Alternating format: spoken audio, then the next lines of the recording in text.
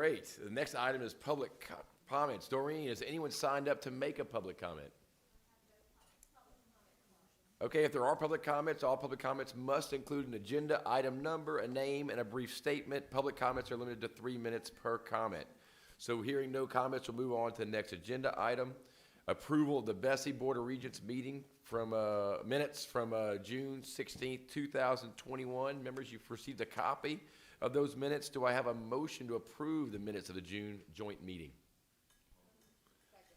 I have a motion and a second from Regent Temple and Regent Perez. Is there any objection? Any further discussion? All in favor say aye. Aye. Opposed? Hearing no opposition, the motion passes. Next, the 2021 Kevin P. Riley Senior Louisiana Education Quality Trust Fund Report. I'd like to call John Broussard, the Chief Investment Officer at the Department of the Treasury, to present the annual Riley Louisiana Education Quality Trust Fund Report for us. Thank you so much. Good morning. Good morning. My name is John Broussard, and I am the Assistant State Treasurer, Chief Investment Officer for the state of Louisiana. The staff told me I'm on the clock and I have to be brief, so I will tell you, usually loud enough everybody can hear. So, the market value of the trust is up. The revenue to the support fund is up. Any questions? Thank you for that expertise. Okay, so we'll go through this presentation quickly. Okay, so LEQTF was started in 1986, the result of extensive litigation between the state of Louisiana, the state of Texas, the state of Alabama, the state of Mississippi, and the federal government. Ultimately, it was settled, and the state passed a constitutional amendment, and the money was deposited into the trust fund. The fund now is at about $1.6 billion. It has provided over $1.85 billion to education, to BESE and Regents over the years. We call it LEQTF. At BESE, it's known as the 8G Fund, and at Regents, it's known as the Board of Regents Support Fund. Okay, so settlement in 1984, 1986, voters passed the constitutional amendment. 1987, $540 million is deposited into the trust. In 2004, the trust passed $1 billion for the first time. 2005, the allocation to BESE and Regents, total allocations, exceeded $1 billion. In 2021, allocation to BESE and Regents exceeds $1.85 billion, and the trust fund has a market value of $1.673 billion. You know, the math is fairly simple. The recurring income items are split between the permanent trust and the support fund for BESE and Regents. The permanent trust gets 25, the support fund gets 75. That's, generally speaking, that's interest, dividends, royalty payments, that sort of thing. The extraordinary items are flipped. So for the only extraordinary items are capital gains and losses. 75% of the capital gains and losses go to the permanent trust, 25% go to the support fund. So now I'm going to have to get glasses out because these numbers get really small. Okay, so performance of the permanent trust fund. As you can see, the total fund earned 13.13% for the fiscal year ending June 30th. That was made up of 41.1% in the LEQTF Vanguard investments, 18.92% in the LEQ dividend investments, and let's see, the 2.05% in the LEQ fixed income. The required benchmarks, according to statute, are the 30-day T-bill, the 2-year Treasury note. The 30-day T-bill was 0.06% total return. The 2-year T-note was 0.01% total return, so we readily exceeded those. And then for comparison purposes, we match ourselves against the Bloomberg Barclays Government Credit Intermediate Index, and that was 0.19%. So 13.3 versus 0.06, 0.01, or 0.19. Okay. So this is a graph of the various sources of income. The green line is the interest income, the blue line is royalty income, the red line is capital gains and losses. As you can see, 2021 was a good year for capital gains and losses. We actually we have a statutory limit, a constitutional limit, I take that back, on how much we can have in equities in the trust fund.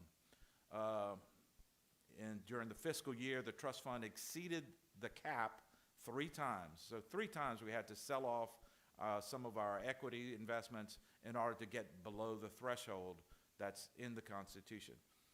We have passed a bill in the legislature to amend the Constitution to raise that level.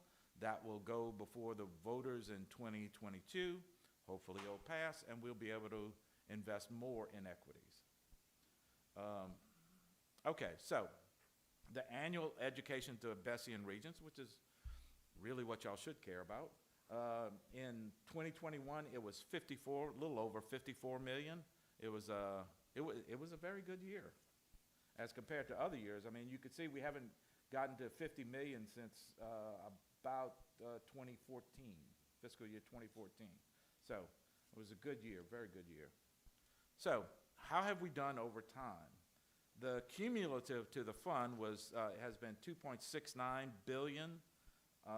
Cumulative to BESE and Regents over 1.8 billion, and cumulative to the permanent trust is 848 million. Okay, so what does all this mean? You know, our original deposit was 540 million. The market value on June the 30th was 1.673 billion. Total paid to BESE and Regents 1.85 billion. So the total benefits to the state from the original investment has been $2.983 billion.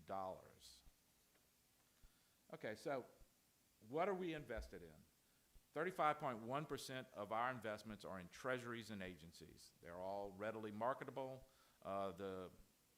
Over the last 10 years, the duration of the portfolio has been reduced. Let's see, the equities are 30.8%. Once again, that is, basically Vanguard investments, and index funds, and dividend stocks. I'm sorry, that's the corporate bonds. 30.8% is in equities, got 2% in money market funds, and 1.2% in other securities, which are basically Israel bonds. So, equity allocation.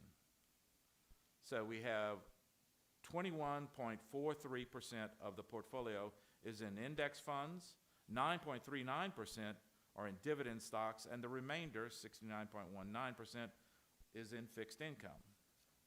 Now, the state has requirements that we have to meet as far as return benchmarks, but we judge ourselves a little bit more competitively internally.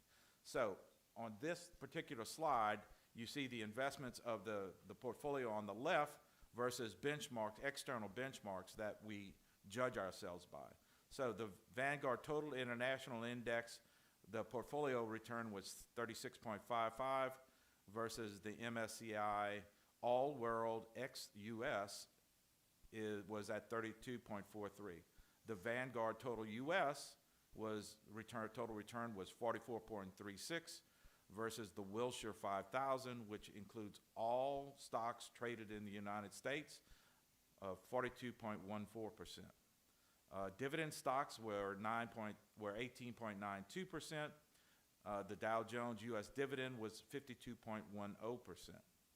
Our fixed income portfolio was 2.05% versus the Barclays government credit, which was 0.24%. So the total portfolio return was 13.13% versus our blended benchmark, which is at 13.31%. So we slightly underperformed our external benchmarks. LEQTF royalties. Okay, the good news is this year is already better than last year. Of course, last year would be easy to beat because we actually have royalties this year. We expect the royalties for this year to be somewhere around the neighborhood of $3 million based on what's happened so far in the first 4 months of the year. So I would say, BESE and Regents should each get at least $1 million in royalties this year, which is far better than what was split last year. As you can see from the graph, for some time now, well in excess of 10 years, we've been on a downward slide when it comes to royalties. And that's, if we were to layer over this a graph of the production on the Outer Continental Shelf, what the Bureau of Energy Management calls shallow water, it would look very similar. I mean, if the production is dropping, and the royalty payments are reduced, it's kind of a function of the math. The only thing that may make it increase would be if the market value of natural oil and natural gas, crude oil and natural gas were to go up. That would be the one thing that would change this picture. And I don't know how much further they can go up. The advent of there's a lot working against it. The first oil well was drilled on the continental shelf in 1947. Okay, so that's over almost 75 years of production. So and if you look at the production as it is today, most of it is in deep water, well into the Gulf of Mexico. So I don't look for this to be a very good picture going forward. And that's it. And I'll take any questions anybody has.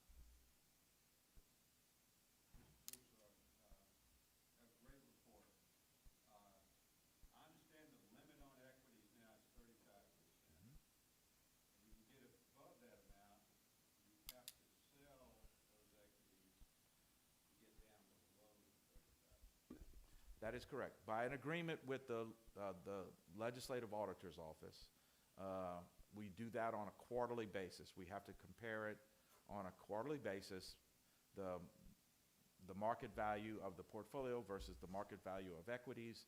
If the market value of equities exceeds 35% of the market value of the total portfolio, then we have to come up with a plan to liquidate after the end of the quarter.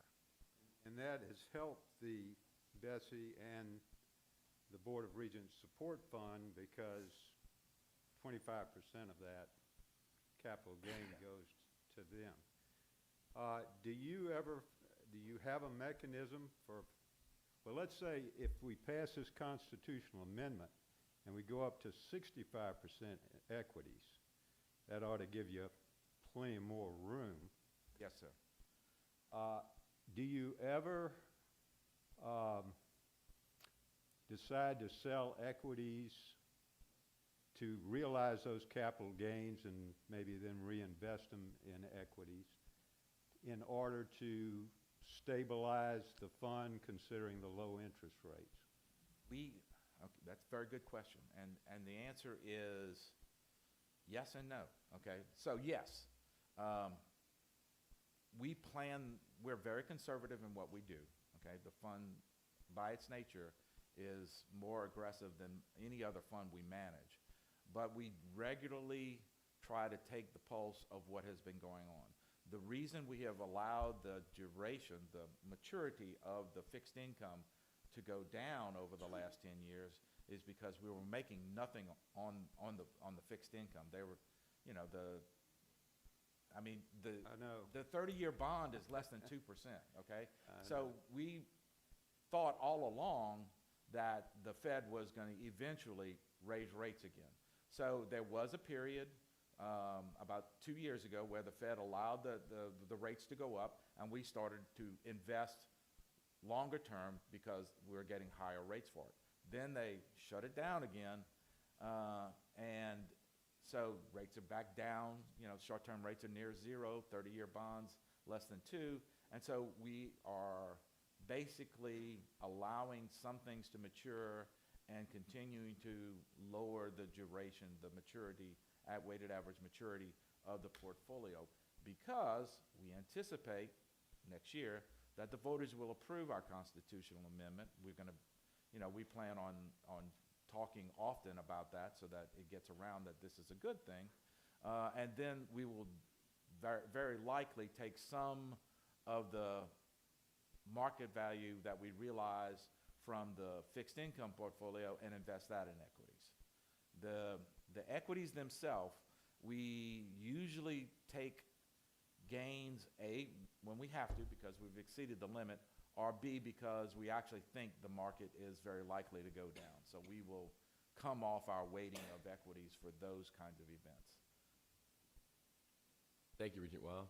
Mr. Morris, go ahead.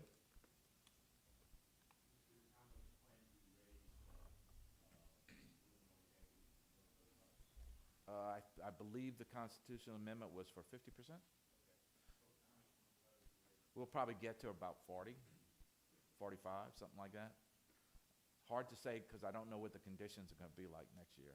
I don't think they're going to be all that great for equities next year, but you never know. You know, they got to be better for fixed income because anything is better than the yield we're getting now on bonds. Great. Regent Temple, any questions? And make sure if you're going to talk, guys and gals, start your microphone so the people streaming can hear you too. Being in the investment business, I know everybody wants us to invest more when it's doing great, right? And we've been thinking it was going to correct over the last 10 years. And so I understand, you know, it hadn't done it yet, but the likelihood what goes up must come down at some point, right? So people ask you about increasing the equities, as I was going to do, just like those gentlemen did, when it's up, but when it's not down, right? I mean, that's your job to protect the money, right? That is correct. All right. Thank you, Regent Temple. Any more questions for Mr. Broussard?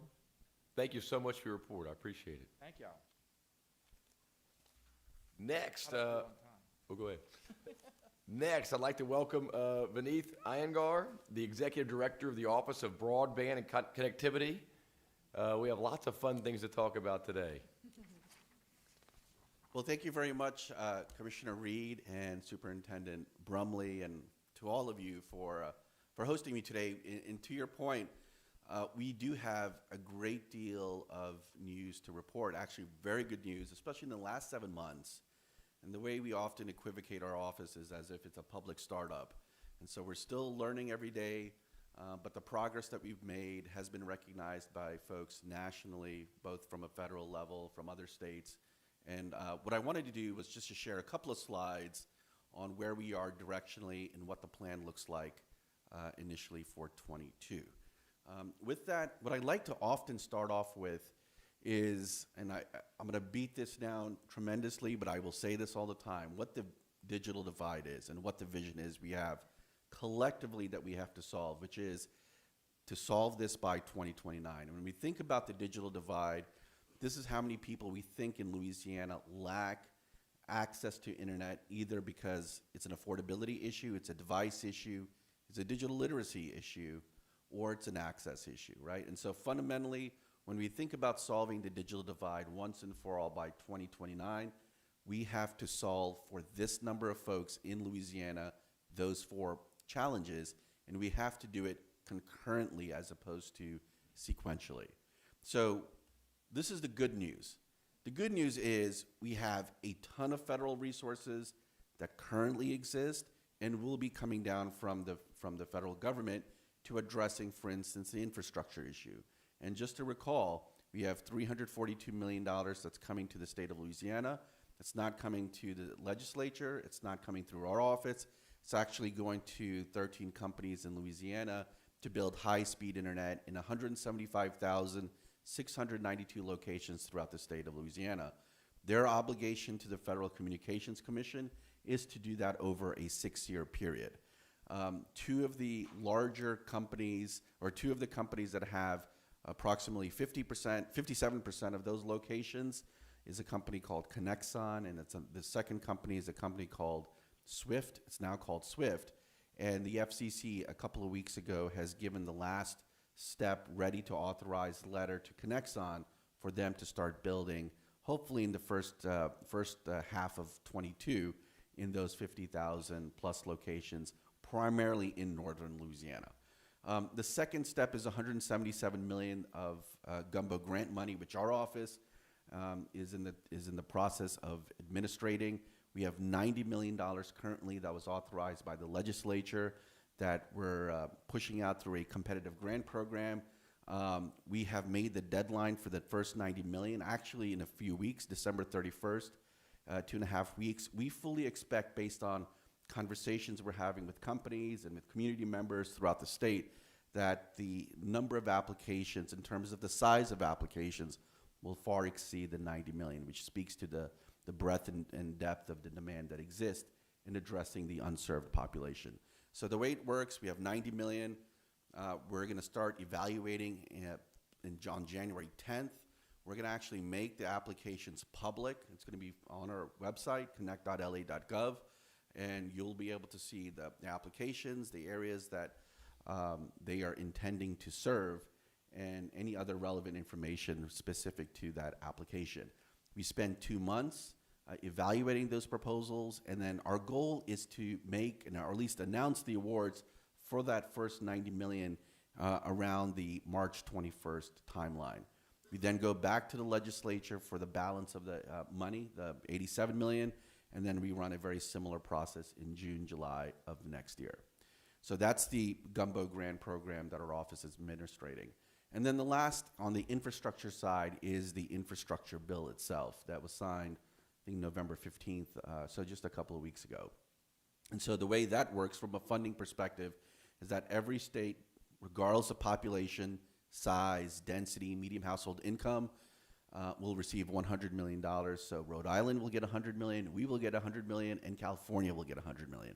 But where we will differ in the exceeding funding amounts is based on accurate maps that the FCC will work on, and based on the fact that we are a high-cost state and our population densities are often spread in a number of geographies in Louisiana, we will likely receive significantly more money than $100 million based off numbers that we have seen thus far. So that's on the infrastructure bill. Affordability, which is really the emergency broadband benefit program, actually that number is a bit dated. We actually, based on numbers that we received yesterday from the FCC, we've actually have over 202,000 households in Louisiana that have already benefited from either receiving $50 a month off their broadband bills or $75 a month off their broadband bills. So really, hats off and kudos to all of you in this room and to the folks that are listening, because we have made a sort of a big push to end the year with trying to get as many different households to participate in this program. And this number has actually been recognized by folks at the White House and others in terms of our engagement with school leaders, superintendents, school boards, higher education, in terms of pushing this number out. This program sunsets by the end of the year, and then there's a 2-month period in which there's a transition period where families and households will continue to receive this benefit, and then it transitions into a benefit that's provided by through the infrastructure bill that's no longer at $50 a month, but it's at $30 a month. But that becomes more of a permanent broadband benefit to folks that can't afford it. And then the last piece is digital literacy, 462,000 adults between 18 and 64 that lack digital literacy skills. So when we hear partnerships that Superintendent Narcisse did yesterday in announcing, obviously that program from high schools to associate degrees, based on conversations we've had yesterday, a couple of days ago with Commissioner Reed, we're excited to announce some really interesting projects that's going to help tactically address digital literacy in a number of parishes. We're thrilled that we'll make significant headway to reducing that number, hopefully by 50% within the next 5 years. So part of our ability to be successful thus far over the last 7 months has been the absolute alignment that we have, both from a federal, state, and even at a local level. And singularly, broadband is a number 1, 2, 3 issue in a number of parishes that we have visited. We have met with a number of parish leaders throughout the state. A number of parishes have created their own broadband teams. A number of those parishes, and we strongly insist, for instance, that the school superintendent participate as a member of these broadband teams or members of higher education that's relevant to that geography. And we've had excellent engagement from across the board, both between school board members, superintendents, and members of higher education. So we're thrilled at the participation that we're getting from folks from across the board. And so that's why we feel really bullish that our ability to addressing issues around access, affordability, literacy will be mitigated based on the participation, and more than that, the engagement that we are seeing locally in every parish and every town that we've visited throughout the state. So I'm just going to, again, quickly go over the Gumbo Grant Program. As I mentioned, deadline is December 31st. January, February is the evaluation period. We'll announce the awards. And once the awards have been made, then there's a 30-day period in which we sign a grant agreement with those companies and or co-ops. And then the clock is then turning at that point for them to start constructing right away. So I'm going to the second to last slide, and this is why we feel really bullish in our ability to be successful in eliminating the digital divide by 29. If you think about where we were 7-8 months ago, even last year, and the evolution that we've had collectively in this room, specifically to our office, we are grateful to all of you in this room and to the folks that are listening at the support that we have received in addressing the digital divide. Look, we have staffed up an office. We've developed a really robust website that a lot of people have found to be really user-friendly in obtaining data. We've developed a toolkit. We were recognized by former FCC officials in our ability to rapidly scale up in our office, and none of that would be possible without your help and guidance and mentorship. We were the only broadband office invited by the National Academies a couple of weeks ago to participate in a Gulf Coast resilience workshop, which we feel really thrilled about. And that's input that we have provided to the National Academies and to the folks that they're providing to the White House on how we can undergird a lot of the infrastructure post-IDA and in perpetuity. Last week, we participated, and we were one of 3 states to actually speak and participate at the National Governors Association's Infrastructure Summit. And we have engaged superintendents, higher education, and one last thing, which I think we're really bullish about, is we have already started sketching out the 5-year outline on our broadband efforts in anticipation of what we feel we will get from the infrastructure bill. I believe, based on conversations we've had with the NTIA, which is a National Telecommunications Information Agency, we've put together this 5-year outline. We've actually shared it with them. And they're quite intrigued in terms of the fact that through that 5-year outline, we can address unserved, underserved. We could help impact farmers. We could help impact folks that need devices. We could help impact digital literacy efforts. We can help impact, for instance, folks that live in low-income multi-dwelling units, and so on and so forth. So that is something that we'll share with all of you in due time. Now, what does 22 look like for us? Just very tactically speaking, again, Gumbo, the awards mid-March, and then round 2 begins June, July of next year. We'll submit the 5-year plan to NTIA in Commerce by Memorial Day. And so the way it works is there's a 180-day statutory period in which the NTIA will start to draft and hear public comments as it relates to the guidelines around the broadband piece of the infrastructure bill. RDOF, which is that first pot of money, we anticipate some of the construction beginning in May of 22, and then implementation of Gumbo round 3, which could be that $100 million that we're getting from the infrastructure bill in the fall of next year. And then hopefully, if not sooner, we'll get the necessary data and accurate maps from the FCC to help push for us to eliminate the digital divide by 29, if not sooner. With that, I'm happy to answer any questions if there's time.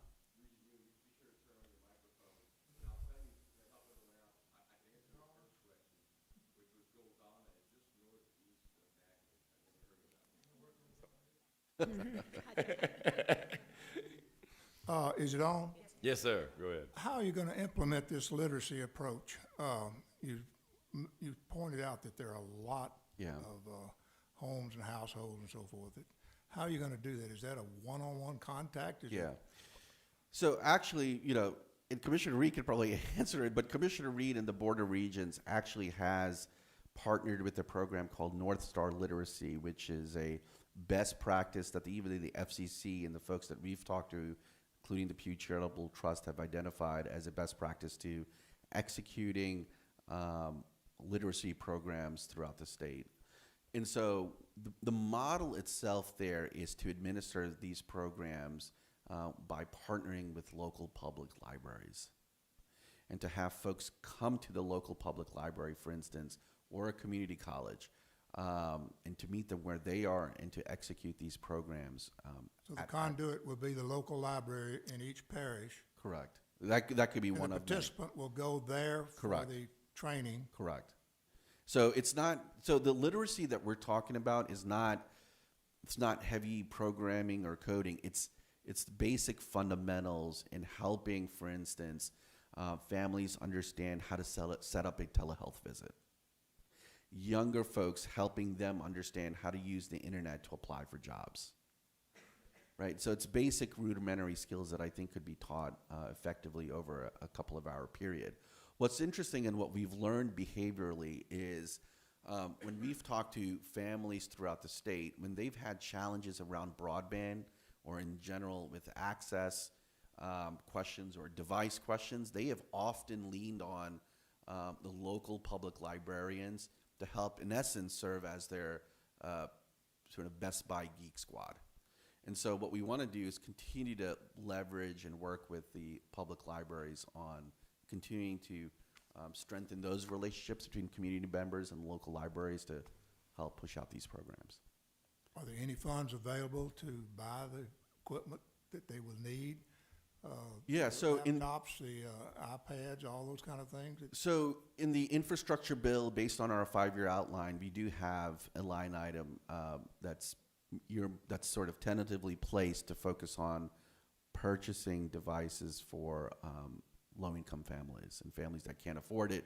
But I think that's where locally we can build public-private partnerships, whether it's community foundations, whether it's local chambers, right? We have spent a ton of time with local chambers, local economic development arms, and community nonprofit leaders to help aggregate sources of funding potentially that can help address some of the issues around devices.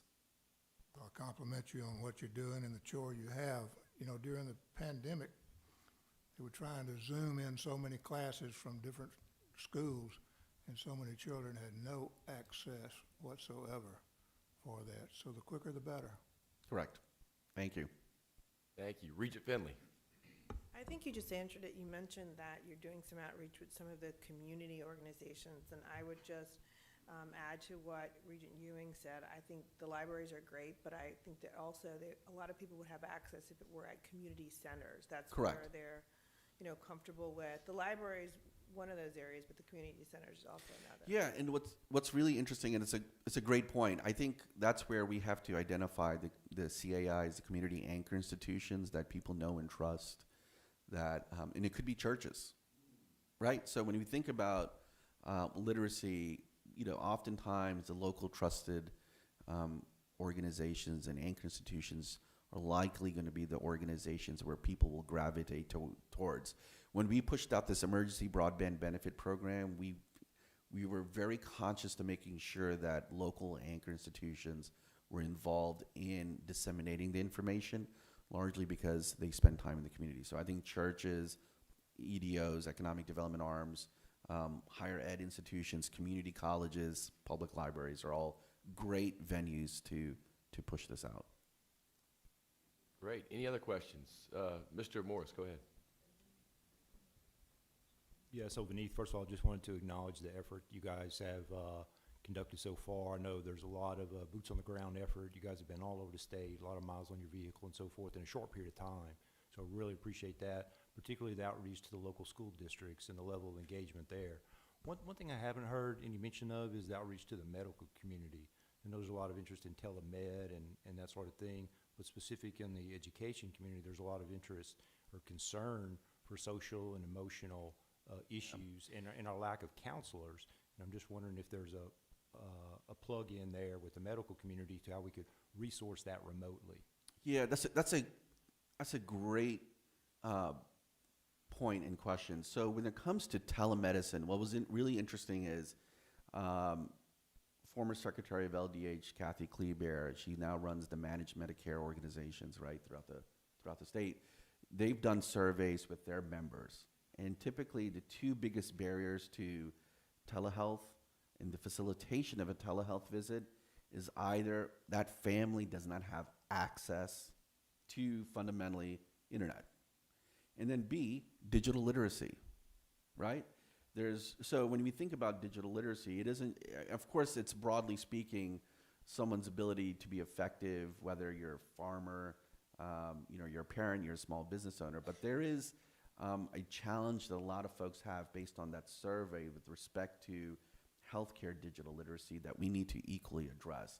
And so we look at models like the Federally Qualified Health Center, RKM, in Clinton and in Slaughter and a bunch of markets where we actually spend time with them to understand their model. They received a grant from the FCC. I think it's a $79,000 grant to help pay for data connectivity to addressing some of the telehealth needs. So they identified 200 families that couldn't afford, nor did they have the ability to come to the clinic. They were able to receive a grant from the FCC to help pay for data connectivity. And so those families that traditionally may have not adopted telehealth to accommodate some of their primary care needs now have. Part of that includes having a nurse, for instance, at that clinic that's regularly doing upkeep and making sure that that family has everything that they need to addressing some of their healthcare needs. So within that 5-year outline that we have, we actually have accounted for telemedicine, telehealth, namely because you can leverage community anchor institutions in every parish, whether a local public library, to facilitate telehealth visits. And so we have that accounted for in the 5-year outline that we have, that we're going to have to submit to the NTIA by Memorial Day. Great question. Regent Sterling? Again, congratulations for Nita. I think a lot of this progress is related to your vision and leadership, but follow-up question, what keeps you up at night? So there's a lot, all right? So right now, look, we have to operate at the same level of urgency that people need it.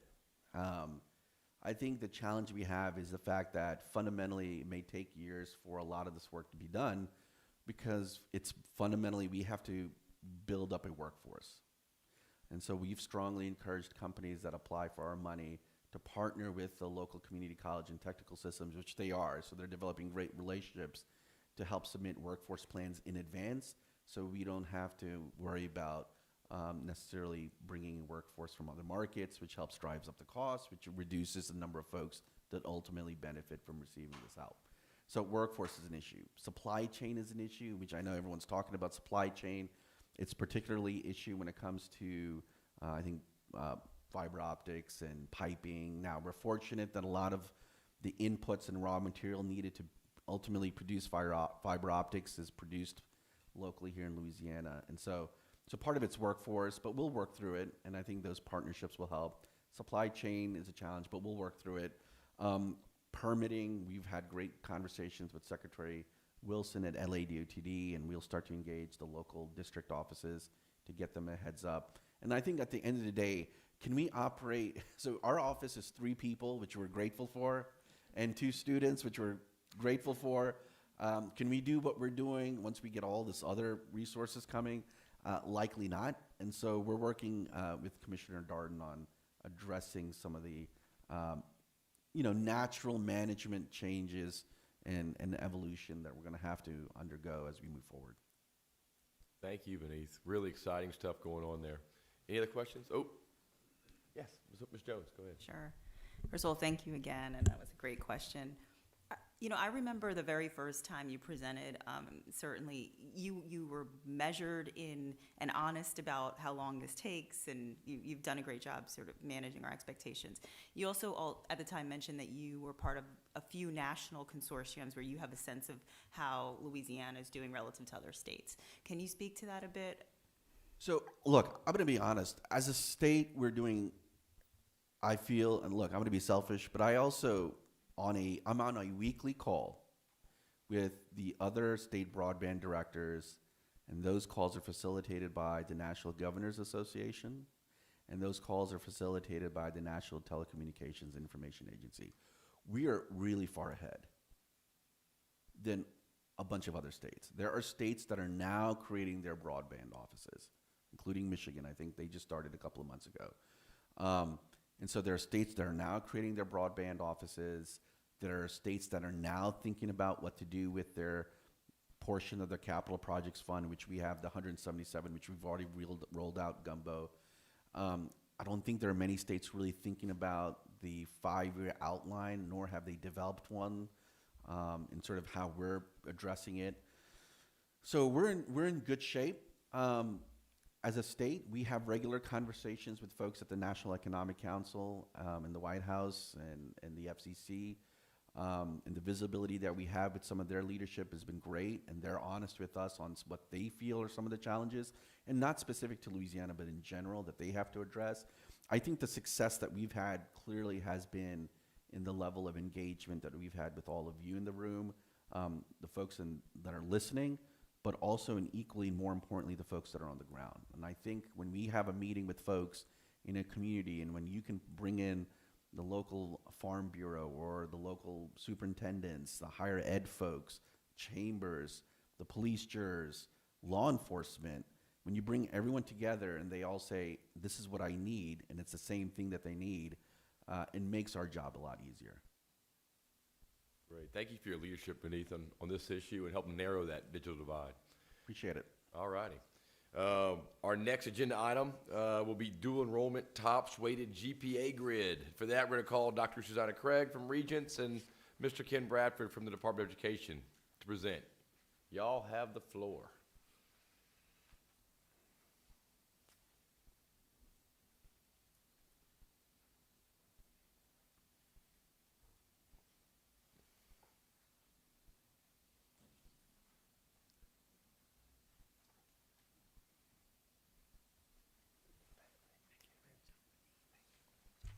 Great. So, again, Ken and I are both happy to be here with you this morning. Act 334 of the 2021 regular session amended RS 175025 to add African American history to the social studies core curriculum as requirements as for TOPS. And the course and the content were previously approved for addition to our statewide articulation matrix, listed as CHIS 2103. So it's already on the matrix. We submitted this information to our campus chief academic officers, who overwhelmingly approved the addition of this course to the social studies core for TOPS and for the Board of Regents. Ken?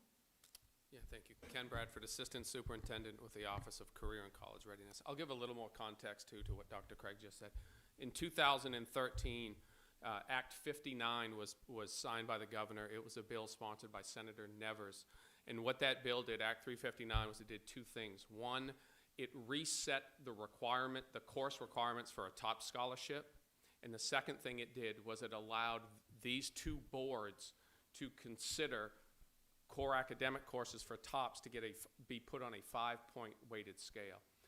And the reason for the first was the resetting of the TOPS. What our board did when those TOPS course requirements were reset, our board aligned our diploma with TOPS. Thus, that's why we have a TOPS University diploma.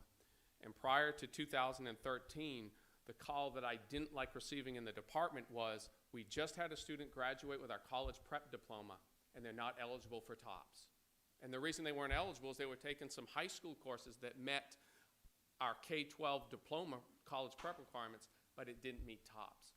So at that point in time, in 2013, the board said we're going to have a TOPS University diploma starting with the graduating class of 2018.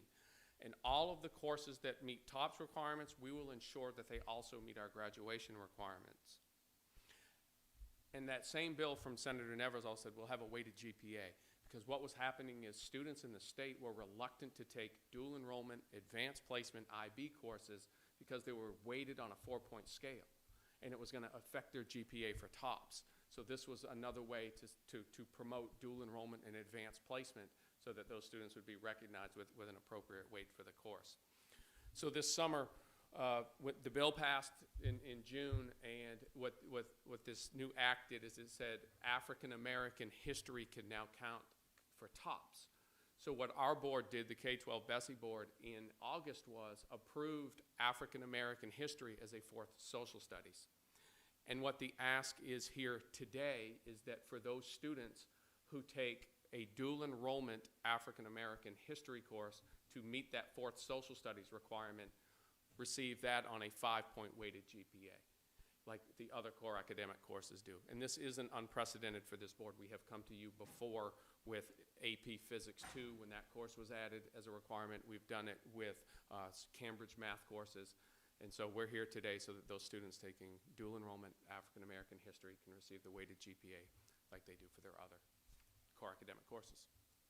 So with that, senior staff recommends approval of the inclusion of CHIS 2301 African American History in the Social Studies elective choices for the TOPS and Board of Regents cores, as well as the inclusion of this course in the calculation, which provides increased weight to dual enrollment courses in the Board of Regents and TOPS cores, beginning in spring of 2022. Thank you, Dr. Craig, Mr. Bradford. Any questions? All right, hearing none, members, you've heard the recommendation. Is there a motion to approve this item? Moved by Regent May and a second by Regent Finley. Any further discussion? All in favor signify by saying yes. Yes. Opposed, say nay. Motion passes. Thank you, Dr. Craig and Mr. Bradford. Next, I'd like to welcome Barry Irwin, President and CEO of the Council for a Better Louisiana and Task Force Co-Chair, and M. Cooper, Deputy Assistant Superintendent of Educator Development at the Louisiana Department of Education, to join Dr. Craig from Regents at the table for a presentation on the Teacher Recruitment, Recovery, and Retention Task Force. I think we have a separate printout for that, right? We do.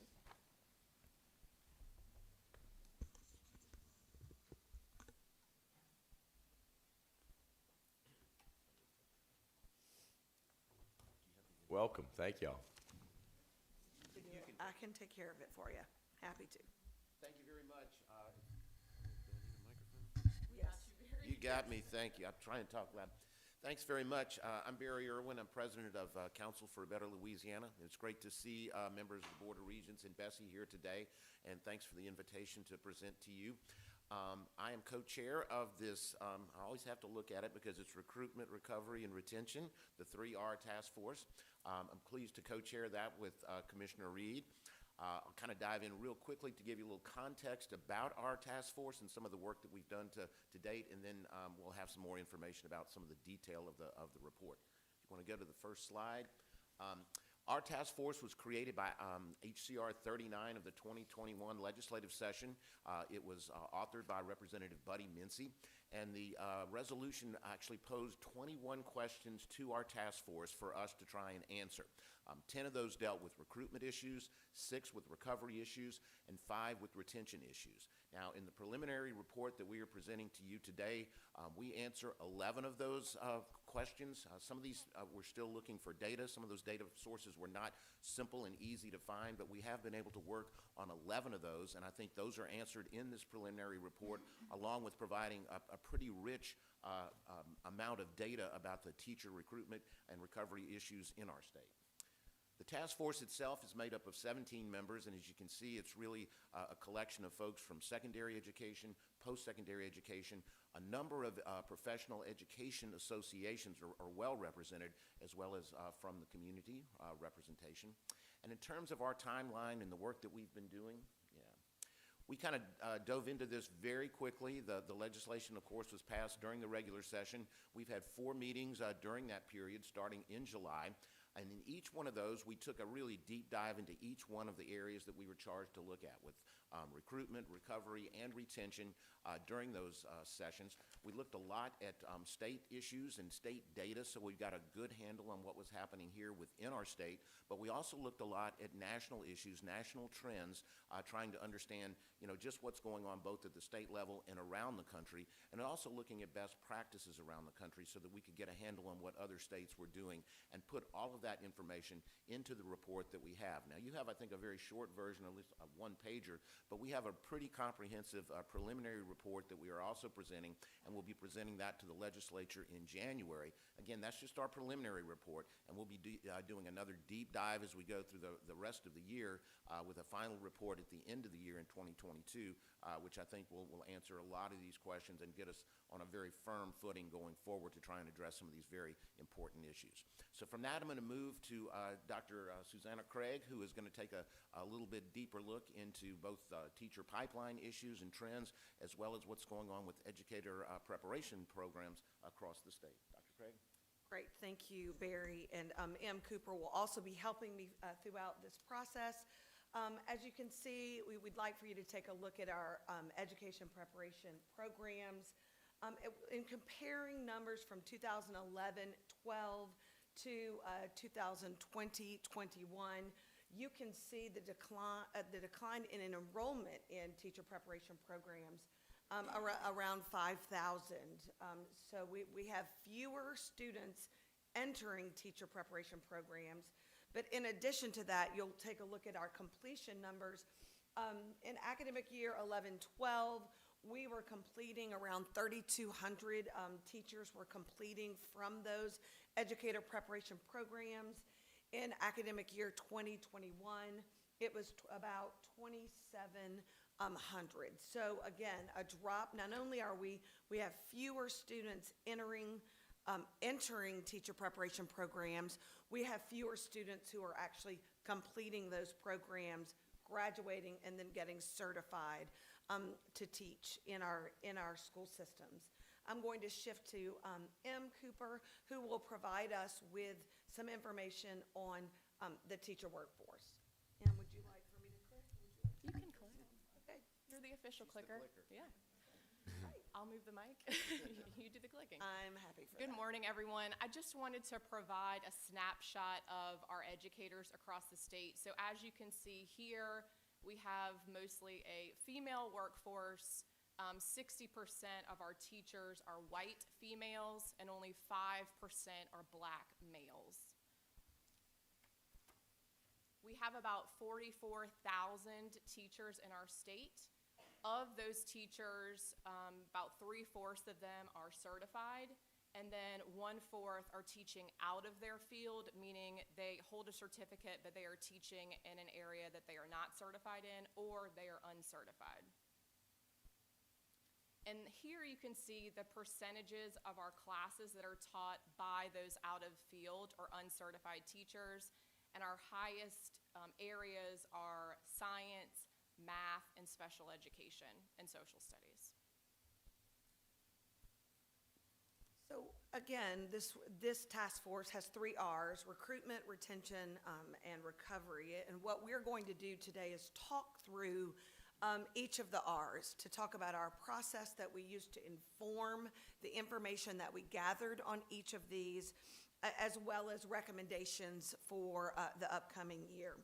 So to guide this process, to inform recruitment, the task force did 2 things. We reviewed national and state data, and we looked at requirements for education preparation programs for not only entrance into those programs, but exit out of those programs.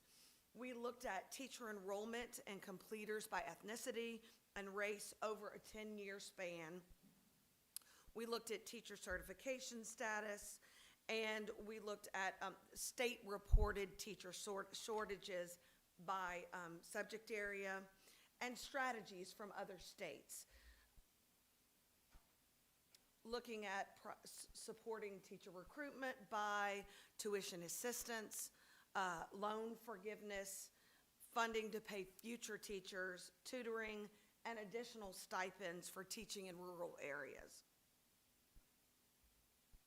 So, Em, if you would go over some of the recommendations for the LDOE? Sure. So these list both LDOE's and Board of Regents recommendations that were approved by the task force last month.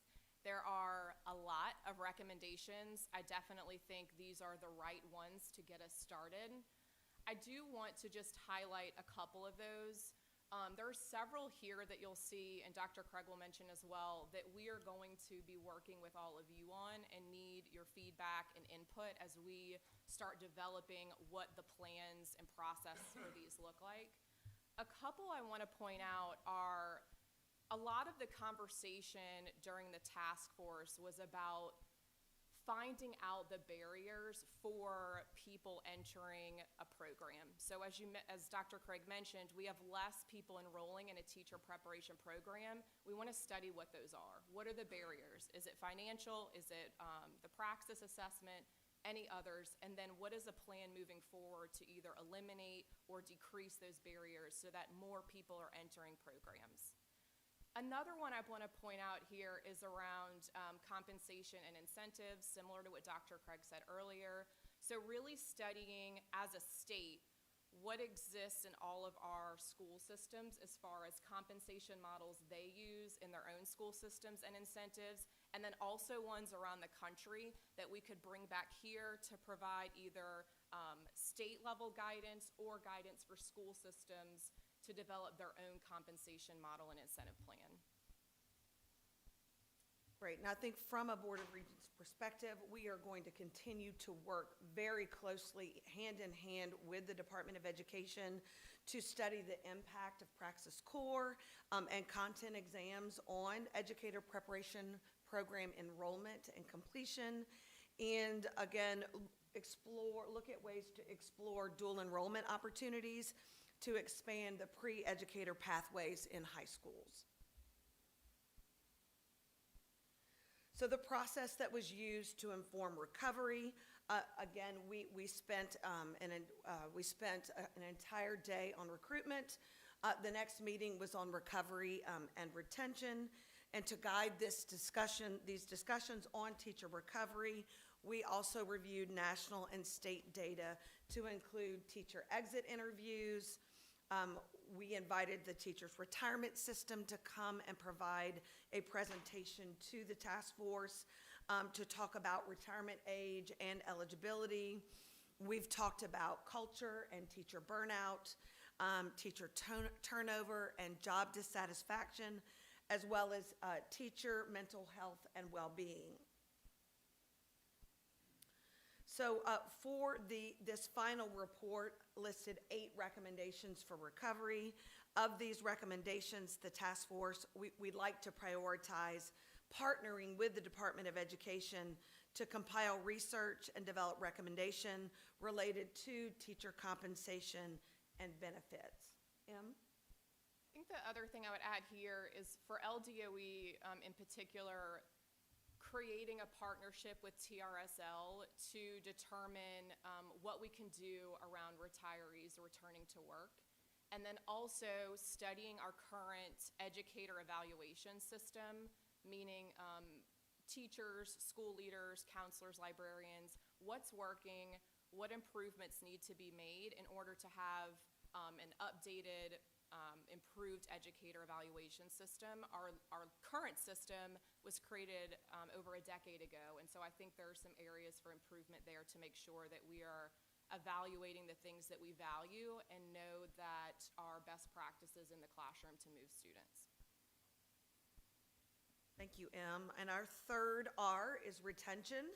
To guide this discussion on teacher retention, the task force also reviewed national and state data, and it included loan forgiveness, scholarships, the teacher residency program, mentor and induction programs for aspiring teachers, professional development, school climate, and high-quality instructional materials. So our final report, we listed 4 preliminary recommendations for retention. Of those 4, we think the task force will prioritize executing statewide listening sessions with educators to discuss the opportunities and barriers to teacher retention. Em? One that I'd like to point out here is just a continued conversation that we were hearing not only in the task force, but I think around the country right now, is around teachers who are leaving right now are not leaving because of pay, although that's definitely helpful. They're leaving because of the conditions that they're in and their school leaders. And so we've got to prioritize climate and culture in our schools so that we have strong leaders leading those schools, but also the conditions that educators are in are those of trust and respect, and they are pulled into decisions with the school, and that there is a positive, inclusive culture at the school. And so that's one that I definitely wanted to point out, because that was something that we are continuing to hear, and that was a major discussion in our task force meetings. Thank you.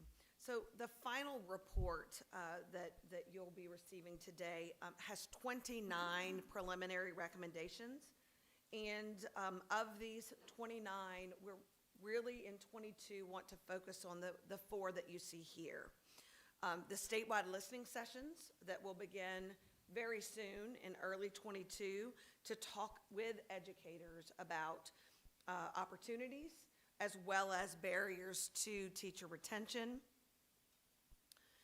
In partnership with the Department of Education, we wanted to study the impact of the Praxis Core and content exams on educator preparation programs. We'd like to study and develop a statewide plan for incentives and a compensation model, as well as collaborate with TRSL to complete a compensation study, including return to work guidance for school districts. So we are happy to take any questions, and if there are no questions, then senior staff recommends the boards receive the 2021 preliminary report for HCR 39 of 2021, regular legislative session, and authorize Regent staff to submit the report on behalf of both boards to the House and Senate Committees on Education, with the final task force report to be submitted in January of 23. It may be part of your listening tour and your partnerships that you're going to be doing with the Department of Education, but the numbers are pretty startling as it relates to African American teachers. Correct. The number is 5% for male. That leaves about 17% for black females, as opposed to 60% to white females. You can't be what you can't see. You can't interact. These students are going to have a hard time interacting from all races. They need to be able to interact with individuals from all backgrounds. So where does the HBCU role come in terms of recruiting teachers? Years ago, that's where a lot of African American educators came from. Louisiana is fortunate enough to have a number of historically black colleges and universities. What role does the HBCU play in this, and your partnering and collaboration and listening tour there? Great, thank you. That's a great question. With the exception of Dillard, every HBCU in the state of Louisiana has teacher certification programs. Many of them are answering this call by not only having undergraduate programs, but also alternate certification programs on their campus that are helping those students who might have graduated with a degree outside of education to come back to school to get that education training piece and get certified to teach. I think one of the things that we need to do is continue to work with the LACTE organization, which is the Louisiana Association of Colleges of Teacher Education. It is a consortium of all of the deans and directors of colleges of education across the state. We meet with them monthly and to talk about these very issues. And we've been talking about the need for more teachers of color in the elementary, middle, and high school setting. We've had conversations with Call Me Mister, which is a program outside of Clemson. It's currently being operated at Northwestern as well as at Grambling. Louisiana Tech has had a program as well. We have had a Project Pipeline Repair program that was instituted at Southern University that we've brought information to you about that. And then we're going to be working with the Department of Education to really expand this issue of providing more opportunities for teachers of color. Em, I don't know if you have anything to add? I was just gonna say that's a good strategy we should include in the recommendation around recruiting a diverse workforce is that collaboration with them, so I appreciate you adding that. Thank you.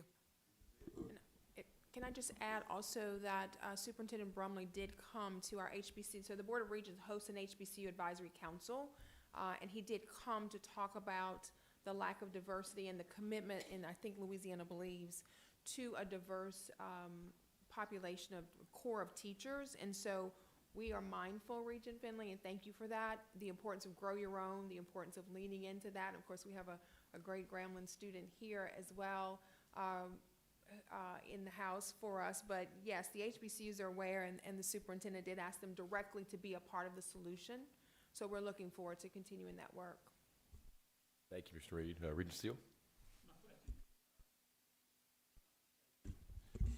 And I'm curious about whether there is a national model where compensation is unified across a state, and where every county, every school system is operating under the same compensation assumptions. Does that exist anywhere, and if so, is it working? So I think that is part of the research study that we're going to be doing in '22. I cannot answer that question today because but there are some, but I don't, the extent to which they are available and successful is to be part of our research for '22. Thank you. But thank you for that question. Yes, Ms. Davis. I have a couple of questions. You included figures that talked about the pipeline and the problems that we see coming, but there wasn't a figure about retention, right? So what's happening is the acceleration of teachers leaving the classroom that's going on right now. And I applaud all of this work, and a lot of these things are going to take time to put into play. But as it is right now, we have classrooms that are not staffed because teachers have left the profession. So can you tell me what ideas you have about what we can do immediately to try to stop that? I think one of the things that could be done quickly is the return to work guidance for retired teachers to come back. That's probably the recommendation that could be done the quickest. I also think, although not an immediate impact in our classrooms right now, but I do think the barriers for teachers entering the program could be a short-term win as well, so that we're getting more people in those programs, alternative certified programs as well. So I think those two are probably the quickest ones. And my second question relates to the data that we're getting about why teachers are leaving the profession, and I brought this up in the BESE meeting. I think that the surveys that we do in the state, it's my understanding those exit surveys are done by the local districts, and I think that there is, in all likelihood, a reluctance on the part of teachers as they're leaving to be honest about their reasons. And I would strongly suggest that a third-party survey firm be used for those types of exit interviews that can protect anonymity from teachers if we really want to know what they think. And the thing that the exit survey that districts are doing now asks is, what part did district policies and practices play in your decision to leave the profession?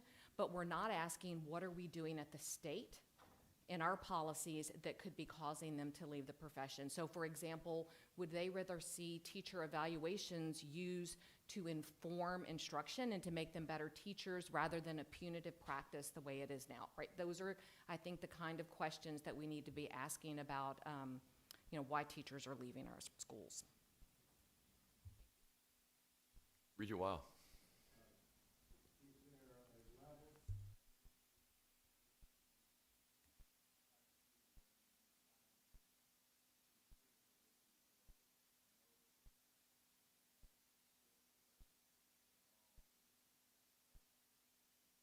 Middle and high school math and science are definitely the area that has the most shortage.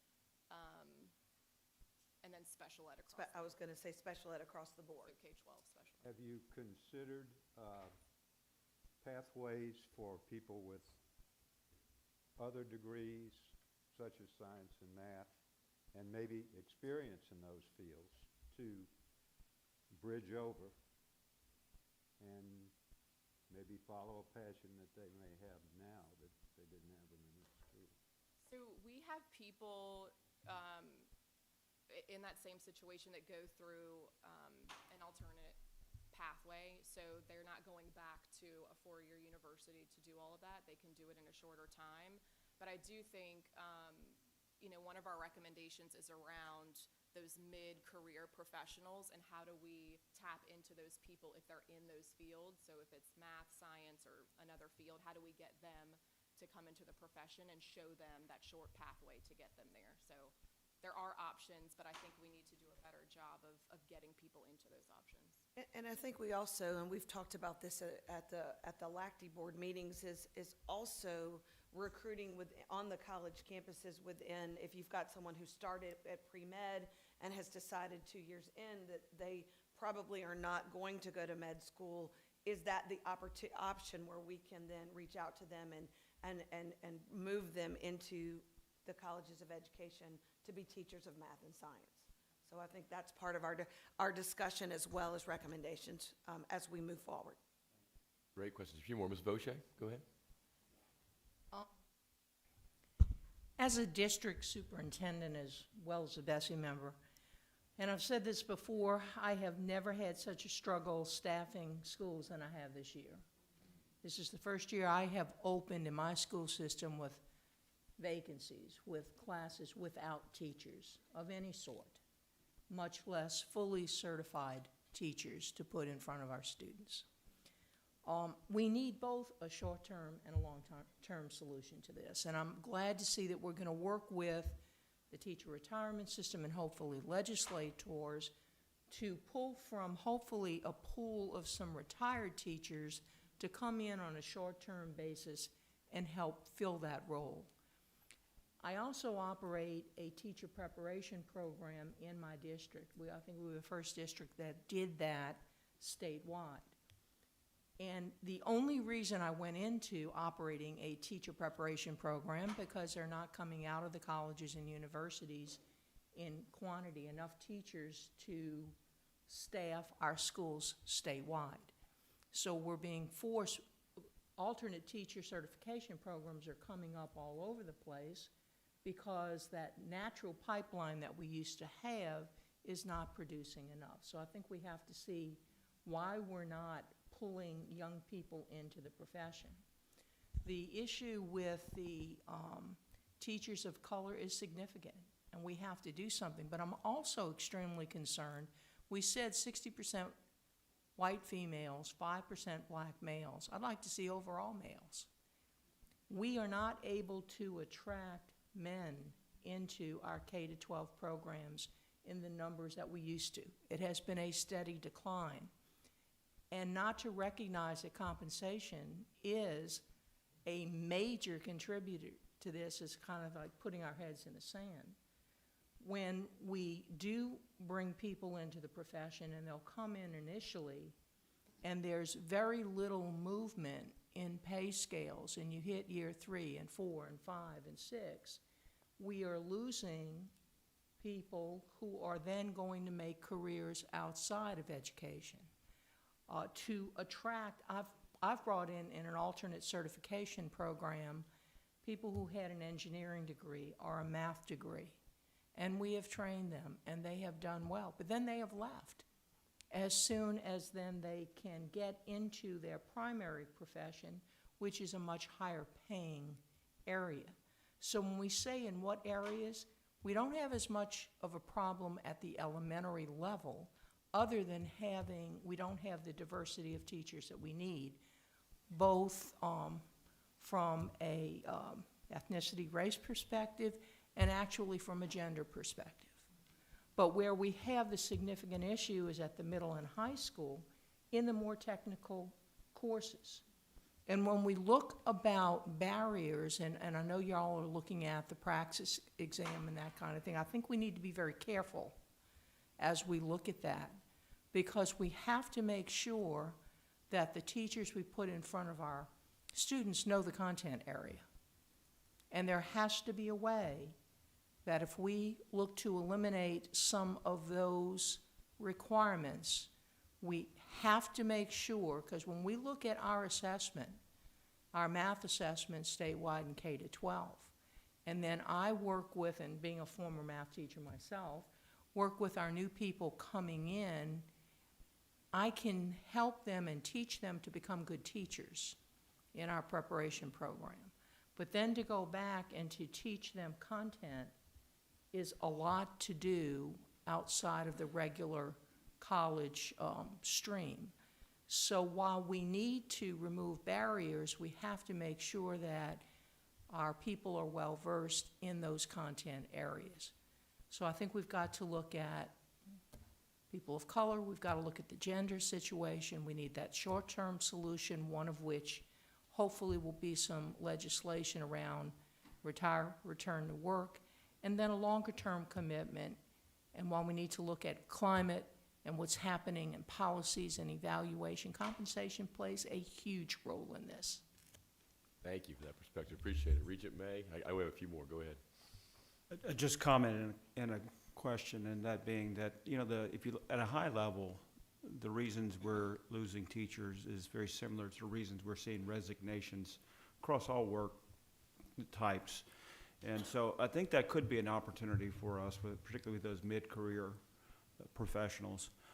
The second thing is I think that looking at folks who are near to retirement in other fields should be an opportunity as well. And I don't know how long that runway is, but I think that also helps with the financial aspect of that. If they already are relatively comfortable enough to retire, the passion may drive them into teaching as opposed to economics, and that might be a good thing. Ms. Orange-Jones? I'll be quick. I know lots of people want to get in. Thank you for such a, I think, just rich presentation. I am curious if we have or would be open to collecting data from schools that have actually done really well in this area as a means of benchmarking and understanding trends. So for example, I'm thinking about our charter schools across the state that have more flexibility, for example, around pay incentives, degrees, and experience, and whether or not we're seeing any of those drivers contributing to positive outcomes that we can learn from that can then be, you know, scaled, best practices, et cetera. Thank you for that. Okay, Mr. Garvey? Make sure that's on. To follow up on what Ms. Boucher was saying earlier about the subjects that are harder to fill, there are some subjects that are harder to fill than others. Have y'all looked at differentiated pay to pay extra money, bonuses, whether it's salary or bonuses, to teachers who work in that? I didn't see it in the presentation. Was it in there and I missed it? That'll be included in the compensation incentive model recommendation. So there was quite a bit of talk about what school systems currently do that, what do other systems or states do across the country, and how could we develop differentiated models for high needs areas or hard to staff schools. Okay, I'm glad to hear you talk about the hard to staff, because that brings up another issue. I didn't see the statistic in there, but maybe I missed it.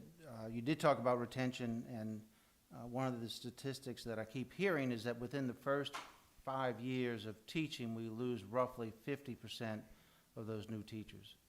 Now, if you tell me if I'm wrong, anecdotally, what I hear is that brand-new teachers, because of their lack of seniority, usually get assigned to the hardest-to-teach schools and the hardest-to-teach students, which is typically your high-poverty schools. Does that sound like something that y'all have heard? I know in Jefferson Parish, to address that issue, our superintendent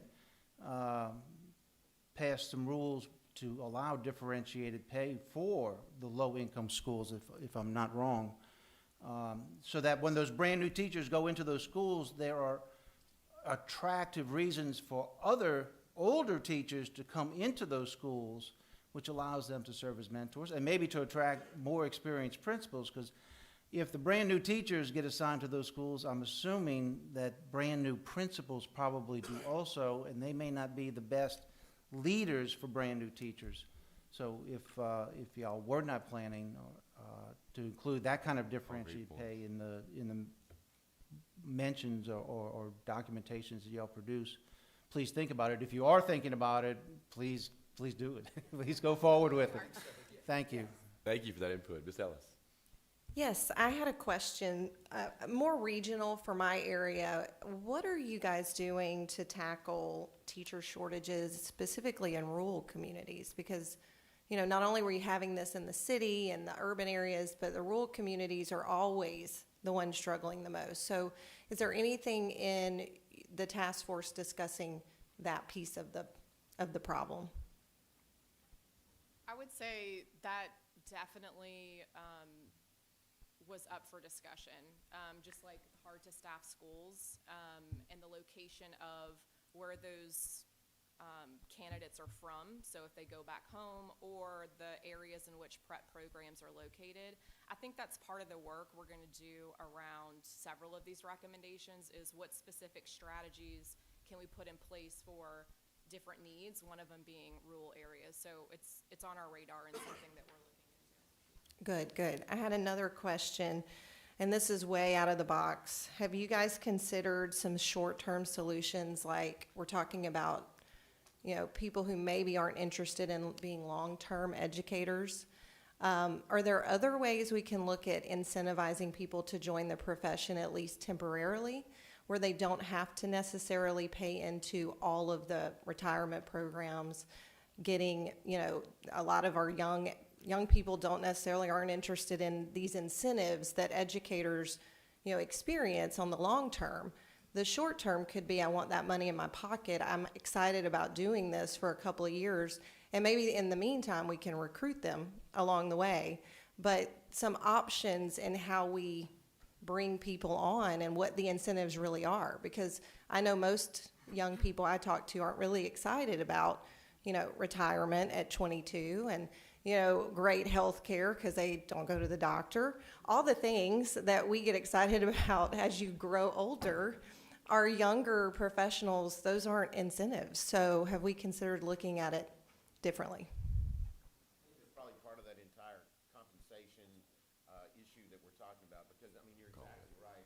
All of that plays into it. And back to your first point, too, about the rural areas, you know, this is one of the things, we have had a lot of discussion about that. The solutions are not as easy to find as the discussion is easy to have. And, you know, we talked about the compensation issue. That definitely enters into it, too, because of, you know, different districts have more resource to be able to do things. So in your area, perhaps, I'm just talking anecdotally, I don't know, but maybe in Ouachita or Monroe City, they have more resources to offer teachers than they do in some of those rural parishes that are surrounding. That's a benefit to those areas to have that resource and to get those teachers, and it's something that we want them to have that ability to recruit, but it comes at a cost. And so how we balance that out, and the other question was, you know, earlier about, you know, kind of uniform pay scales around the state. One of the things we did several years ago was move away from that so districts would have the ability to do some differentiated pay for areas of high need. So there's advantages to that for those that have the resource. There are certainly disadvantages for those that don't. That's a really tough nut to crack, and there are views on both sides of that, but it's certainly part of what we're going to be talking about. Yeah, I thank our panel for tackling this hot issue. I thank everybody here for tackling this issue. It's obviously a hot one. Y'all have heard the staff recommendation. Is there a motion to approve this item? Yes, Mr. Morris, and a second by Regent Weil. Any other discussion? Actually, I had another comment if I could. Go ahead. Yeah. Can I accept your motion, though, as well? Sure. All right, go ahead. Let's do a 2-for-1, right? Yes. Yeah, so I just want to share a little bit, expand on Superintendent Vaucher's comments with regard to the urgency here before us. Since retiring earlier this year, I started substitute teaching in my district, and on the day of my new employee orientation, they gave us a snapshot of the number of teacher vacancies in the district on that specific day. On that specific day, there were 347 teacher vacancies in the district, and the contractor that's used to fill those vacancies was able to fill 57% of those vacancies. Okay, so do the math, 43% are unfilled. So how does that roll out into the district? So from my firsthand experience in the school puts out a schedule every day, and the teachers that are on staff are using their planning period to cover those vacancies. So you're putting more and more pressure on the teachers that are in the schools today, in addition to the base workload. So just wanted to help folks appreciate a little bit better. I know you guys have put a survey out statewide to provide a quantifiable basis for what the teacher shortage is in our state. But just wanted folks really to appreciate what it looks like right now and the urgency of addressing the concern. Thank you. Thank you, Mr. Morris. You certainly see the compounding problem. We have a motion and a second. All those in favor say aye. Aye. Opposed? Motion passes. Thank you all. We're going to jump right into our items for consideration from our agency leadership. First, we're going to start with fast forward.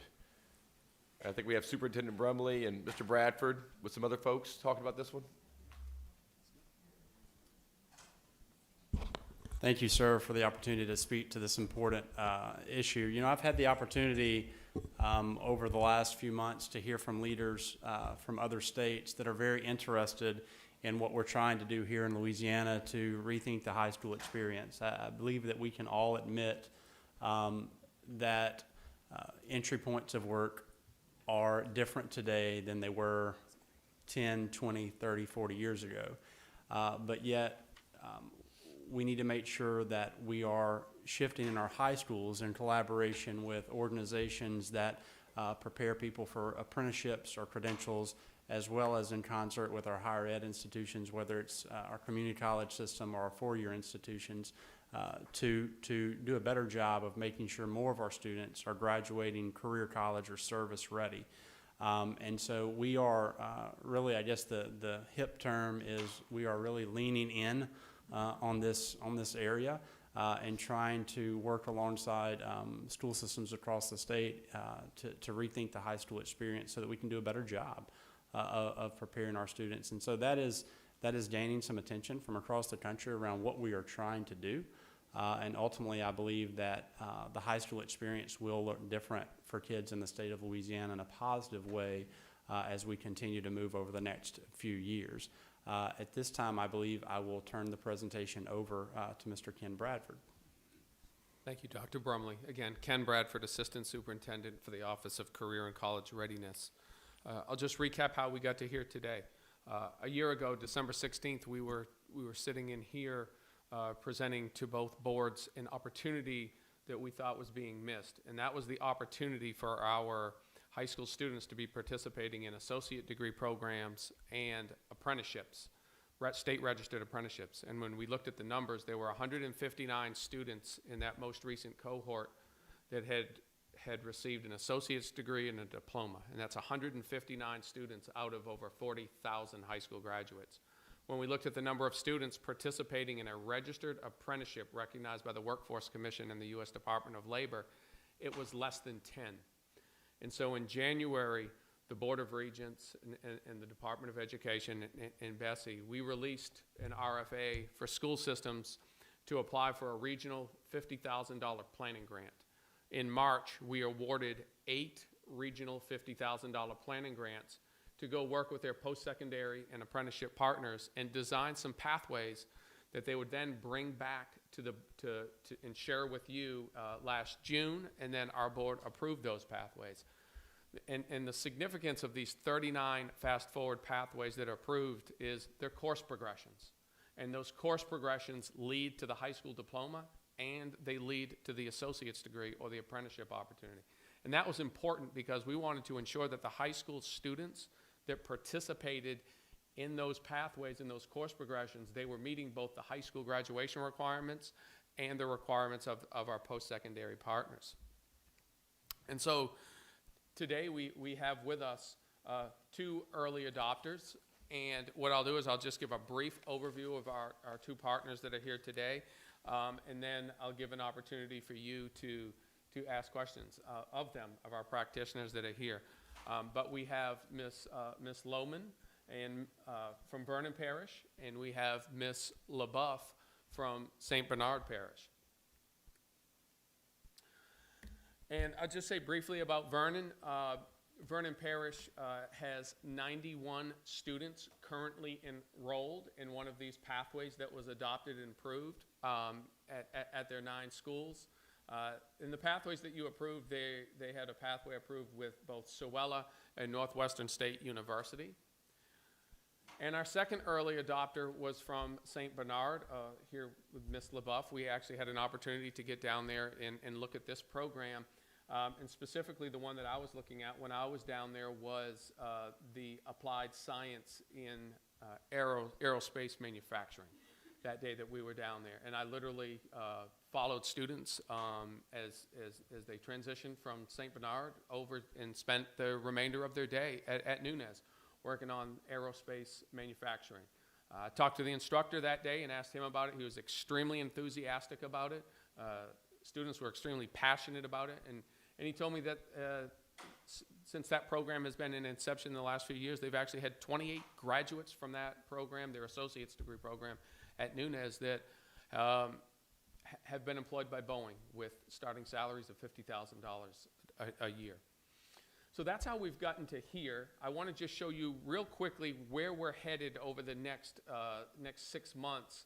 And then I'll turn it over to Ms. LaBeouf and Ms. Lohman, and I encourage you to ask them questions about their implementation thus far. But next steps is, one of the things when we presented this was we talked about the accountability system. We have worked through the dual enrollment task force, and we are working on recommendations, and we would still like to have consideration for those, for these students that spend that vast amount of time in those last 2 years of high school, earning those associate degrees, those dual enrollment credits, those registered apprenticeship programs, getting the accountability points for those back for their school. Currently, if a student in the state participates in a Department of Labor, Louisiana Workforce Commission registered apprenticeship, they get no points in our accountability system. So a student could invest 2 years in a apprenticeship program in high school, working towards the journeyman license, and there's no accountability points recognized for that. So we would like to continue the discussion about accountability to accelerate the uptick of the programs. We're also having our Fast Forward convention. We're going to have approximately 1,200 educators from both secondary and post-secondary at the Canes River Center with a day themed around Fast Forward. We're continuing our monthly online and face-to-face technical assistance sessions for school systems to help them with barriers and help some of them continue to develop programs. We were at St. Bernard. We were talking about a potential program down there that I'm sure they'll speak to that they'd like to see as part of the Fast Forward portfolio. And then continued conversation with our post-secondary and apprenticeship organizations to continue moving this program forward and giving access to students. So what I'll do at this time is we'll start with you, Ms. LaBeouf, and we'll start with St. Bernard. If you just want to give a quick overview and then take some questions from both of our boards today. Sure, thank you. I'm Aline LaBeouf from St. Bernard Parish. Thank you for having me talk about dual enrollment. It is truly my passion and my baby. There are lots of students who kind of get lost along the way and don't really know what they want to do, and then they enter into a dual enrollment class and they get some technical experience. Some of our early programs that we've had are those technical degrees in aerospace manufacturing and process technology.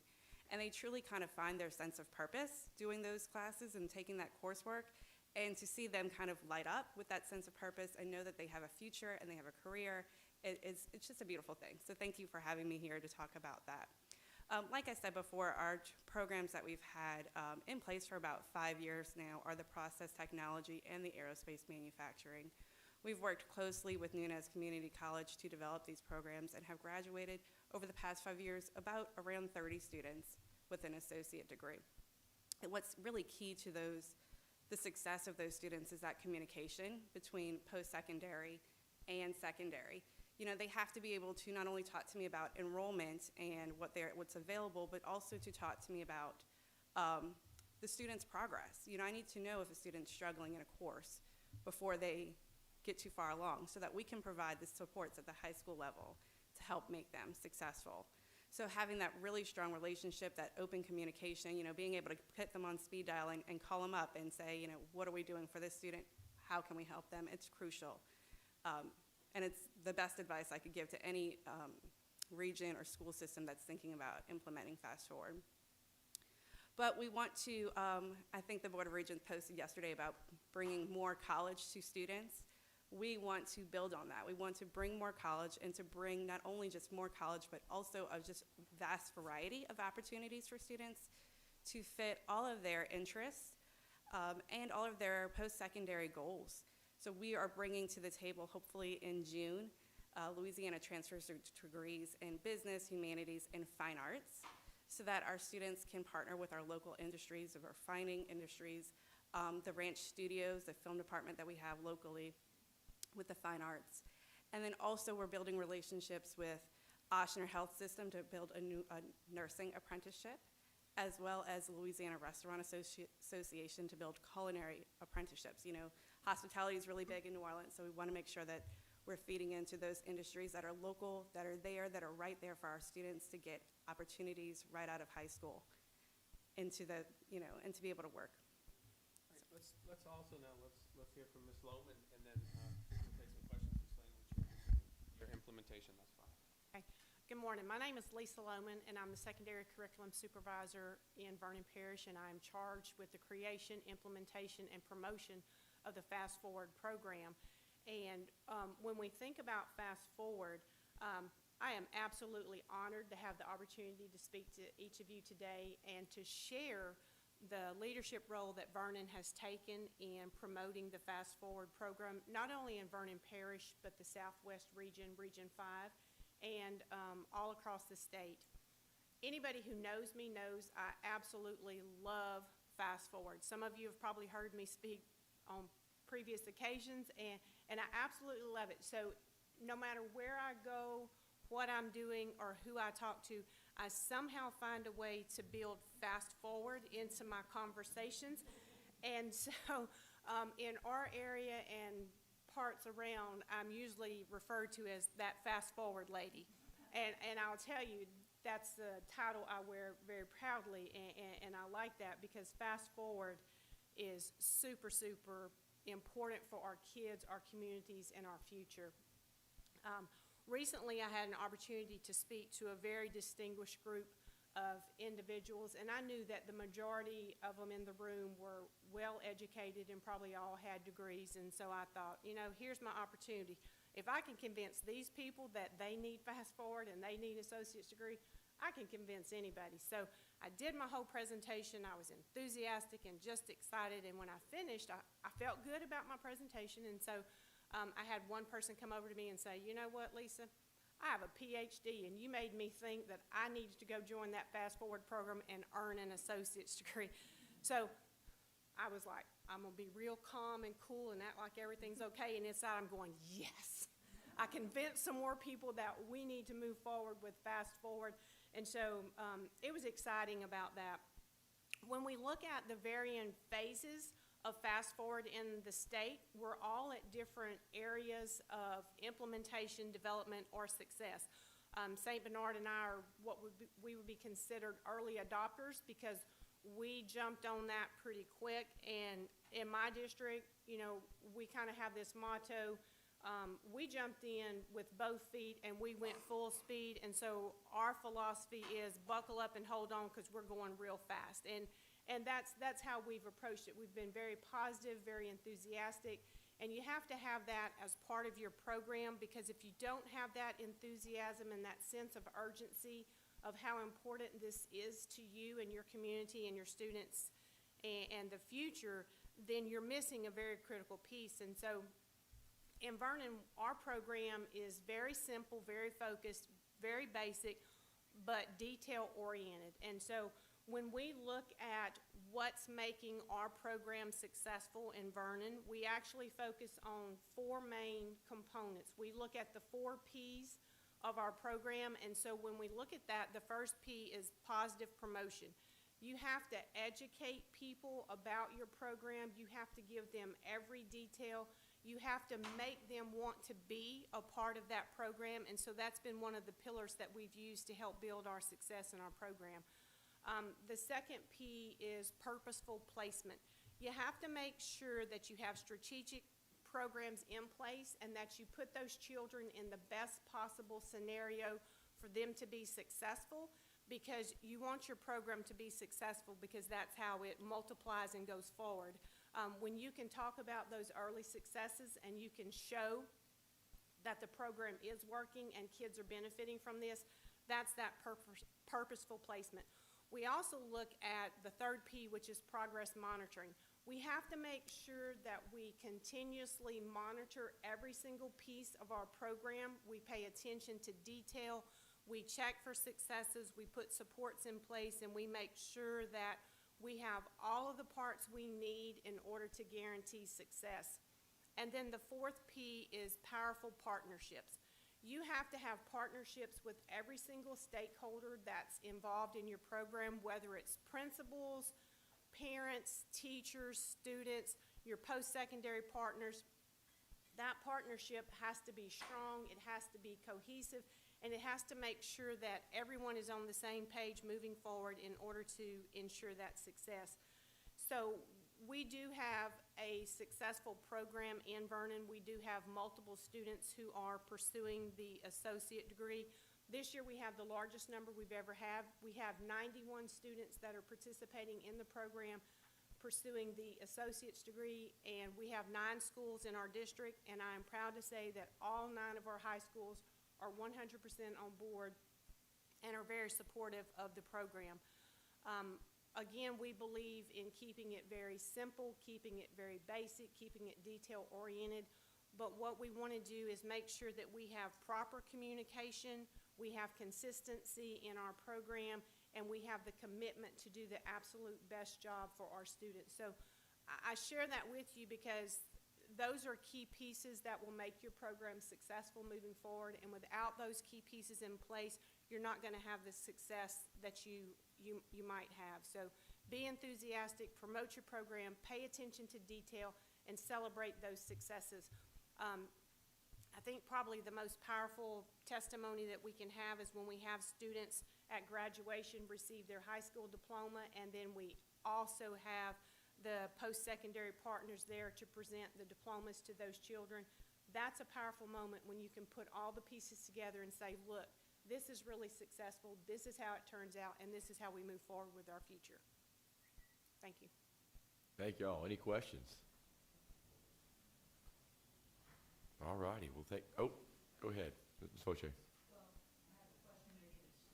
All right.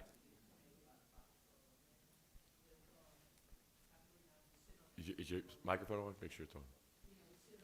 Dual enrollment task force together, but in terms of the Fast Forward program, we talked about one of the things we were doing in St. Bernard in each of those career pathways, which we are about 6 of them, the goal is to marry those and have as an exit either a associate degree or a full apprenticeship.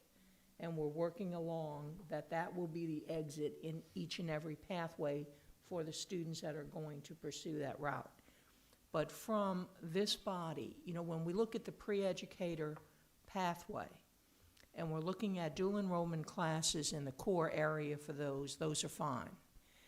There are 2 education courses that are in that pre-education pathway that we would request that when you look at the articulation matrix, that those will be transferable Because as these students earn these associate degrees, and as we are talking with students about it, many of them will be transferring to a four-year university at some point if they are pursuing that route.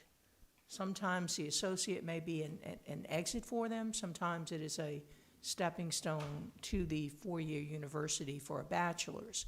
So that pre-educator pathway, as we are recruiting students and hoping to have them open to the idea of teaching, those two dual enrollment education courses that we do through the college, we would like to see some way that we could look at making sure they get on the articulation matrix, so when they transfer to ULL or LSU or whatever their four-year institution is, that those courses come as their first two education courses. Secondly, from the funding perspective, I had a meeting last week with the Chancellor of Nunez Community College over the funding of the dual enrollment classes. As we continue to expand, we do, of course, have some supplemental course allocations, and everybody is braiding and marrying funds and trying to fund all of these initiatives. But the reality at our two-year community college is they are struggling.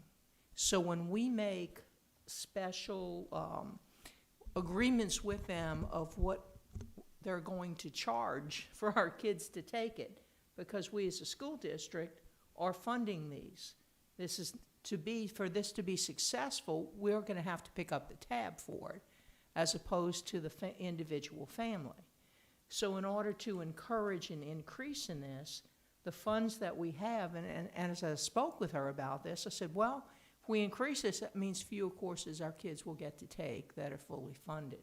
So we've got to make that a priority as we look, that the courses count on the articulation matrix, that the funding is there as well. So this is an absolutely wonderful program, but for our kids, especially kids whose families cannot make this happen without us, we've got to make sure that these two things from this group are there and present for this to be successful. And from BESE's point of view, it's really imperative when we redo our accountability formula and whatever, as Ken has mentioned, that we do the emphasis and realize that the mission of high schools in K-12 is a different mission than K-8. When we exit a child from the 8th grade into high school, and we go through the whole assessment, statewide assessment and such, we're trying to get every child to the highest academic level possible. When that child transitions to the high school, we get we should have a whole new focus, because then we've got that 3 or 4 years to make sure that child is prepared, or that young adult is prepared for life after high school with some type of a credential or a pathway to go toward. So, and I guess I'm saying this a lot for my BESE counterparts, and hopefully Board of Regents will buy into this. As we look at our accountability program, the emphasis at the high school level should be this preparation for life after, more so than what we do at the K-8 level. So, thank you. Thank you, Ms. Thank Doris. you I for that appreciate time. that. And thank you all for your time. This is a perfect segue to Commissioner Reed and talking about the dual enrollment task force. First of all, let me thank the folks from St. Bernard and Vernon, and certainly Superintendent Vaucher for her comments. We absolutely want to bring more college to students. We want to focus on redesign. We appreciate folks who are passionate and purposeful in trying to get that done. So let me thank both of you as Malin comes to the table. And certainly, we have been working for 2 years in the dual enrollment task force, aggressively trying to move work forward so we expand opportunities. As you recall, the legislation was created in 2019, and we are continuing to have good progress. We have more work to do. You have in front of you this checklist, dual enrollment task force, with the recommendations that came in February of 20. So you can see on the front and back where we are in that progress. But let me turn it over to our Assistant Commissioner, Malin Baker. Thank you, Commissioner Reed, and I'll be very brief, since as Dr. Reed mentioned, in front of you is a one-pager that's just giving you an update of the work of the task force since its original recommendations in February of 2020. We've accomplished several things. In June, we brought forth to you the dual enrollment annual report. We recently received some national recognition in regards to that report as really being an exemplar in terms of what it's doing in terms of looking at the data and how dual enrollment is impacting student success. And then another one of the things that we're close to being able to check off is the launch of the dual enrollment portal. This was one of the recommendations that was given to us from the task force, which was really looking at how can we streamline communication around dual enrollment? What is dual enrollment? What are the courses that are offered? And so we're working to launch this in January of 2022. We're kind of doing it into phases because we've had lots of great feedback that we've received along the way of the information that would be helpful.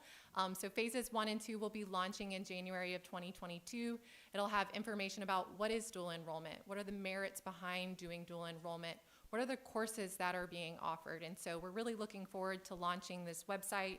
We're really looking forward to continuing the work of this task force into 2022 and continuing to build on what's already started from 2019. And so with that very brief remark, I'll pass it back to Dr. Reed to close out today. Thank you so much, Malin.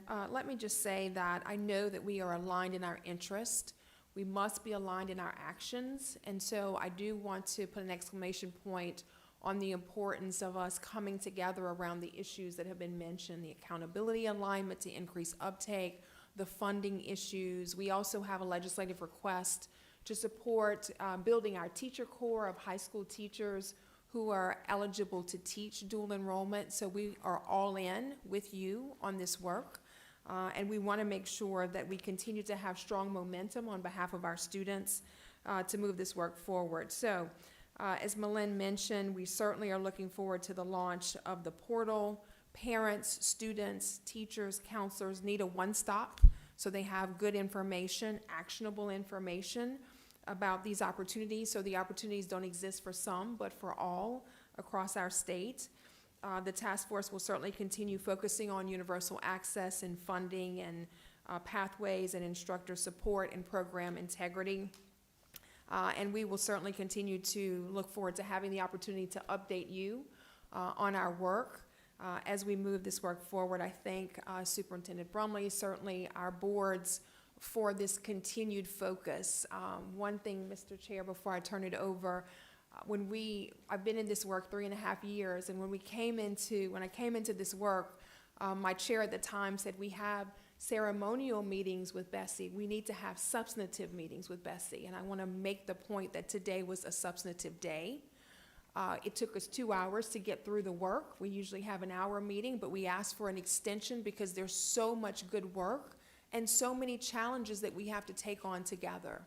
And so I feel good as we end this season and move into 2022 that we will be aligned in moving good work forward on behalf of the students, the children of Louisiana, with you. And so with that, Mr. Chair, I turn it back over to you. Thank you, Commissioner and Superintendent. What else do we need to do? Yes, sir, go ahead, Mr. Regent Will.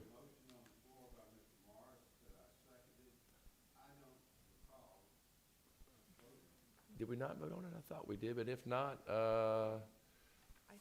I'll go back and check it. I thought we did, but I will check. That was to accept the reports on the recruitment, recovery, retention. To be super safe, we had a motion by Mr. Morris and a second by Regent Weil. Yes. I was trying to, you probably didn't comment on the teacher recruitment and retention. Okay, go ahead. Since we're going backwards, go ahead. Okay. I've failed right now, but go ahead. And those that don't know me, I'm in Caddo Parish in the DA's office, and we have a similar problem of the DAs of hiring young ADAs, because our starting salary is usually around $50,000–$55,000. So you're going to have it's a new generation, and it's the money. They look at it, and that stops them right there. and with teachers, and we're filling a few positions and can't hardly fill them. Y'all are trying to fill hundreds and thousands of positions. I would encourage, and you have some great recommendations here, but, at the end of the day, you're going to have to, and these are great to try, at the end of the day, unless there's a pot of money to significantly raise teacher salaries to compare with the ISDs in Texas, you're going to have a hard time. You're going to have to make the job more attractive to those that have college degrees. Blow up the model. People don't want to come out of college, get offered a $40,000 job. Their friend is a drug rep's been offered a $75,000 job, and they have to get up at 6 a.m. to get to work early in the morning, neglect their own children to get to the, work at, to start school at 7:45. You might have to have a new model, maybe start school at 9 a.m. Make it, don't start the school year on August the 1st. Go back to Labor Day and give these teachers their 3-month break like they used to do. I mean, there's things you may have to go outside the box to make the job attractive at the salary that, that you're held to for a college degree person. We go through the same thing like I said, at the DA's office, and as soon as they hear the pay and the workload, they're off to somewhere else. So I would just encourage that, and that's the comment I was going to make. You have to relook. These recommendations are great, but at the end of the day, you got to make the job more attractive for college-educated people with families, and if you do those things, that might attract the retirees back too. I would imagine if I was retired, I wouldn't want to be up at 6 a.m. to go to work. I wouldn't mind, 8:30 or 9, but, so I just think those are some things you have to look at of bringing them in and not just doing things the old way. It's a new generation of kids, and they have different mindset of the climb that we went through. They're not interested in that climb anymore. Thank you. Thank you, Regent Pryor. I appreciate that. Mr. I Chairman. think that has spurred some more comments. I will say this. I think our trustee crew has said we did get that vote in, so we're good. Thank you for pointing that out. Regent McDonald, go ahead. Yes. Will and I have been discussing this the whole time, so we're on the same page, same line.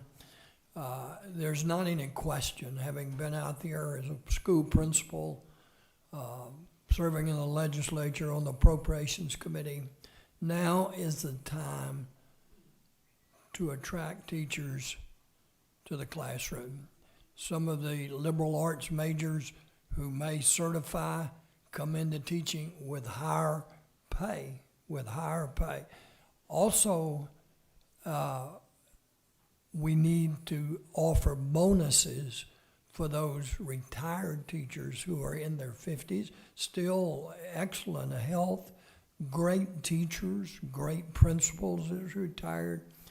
And like Will said, we got to think out of the box, but it's going to cost money.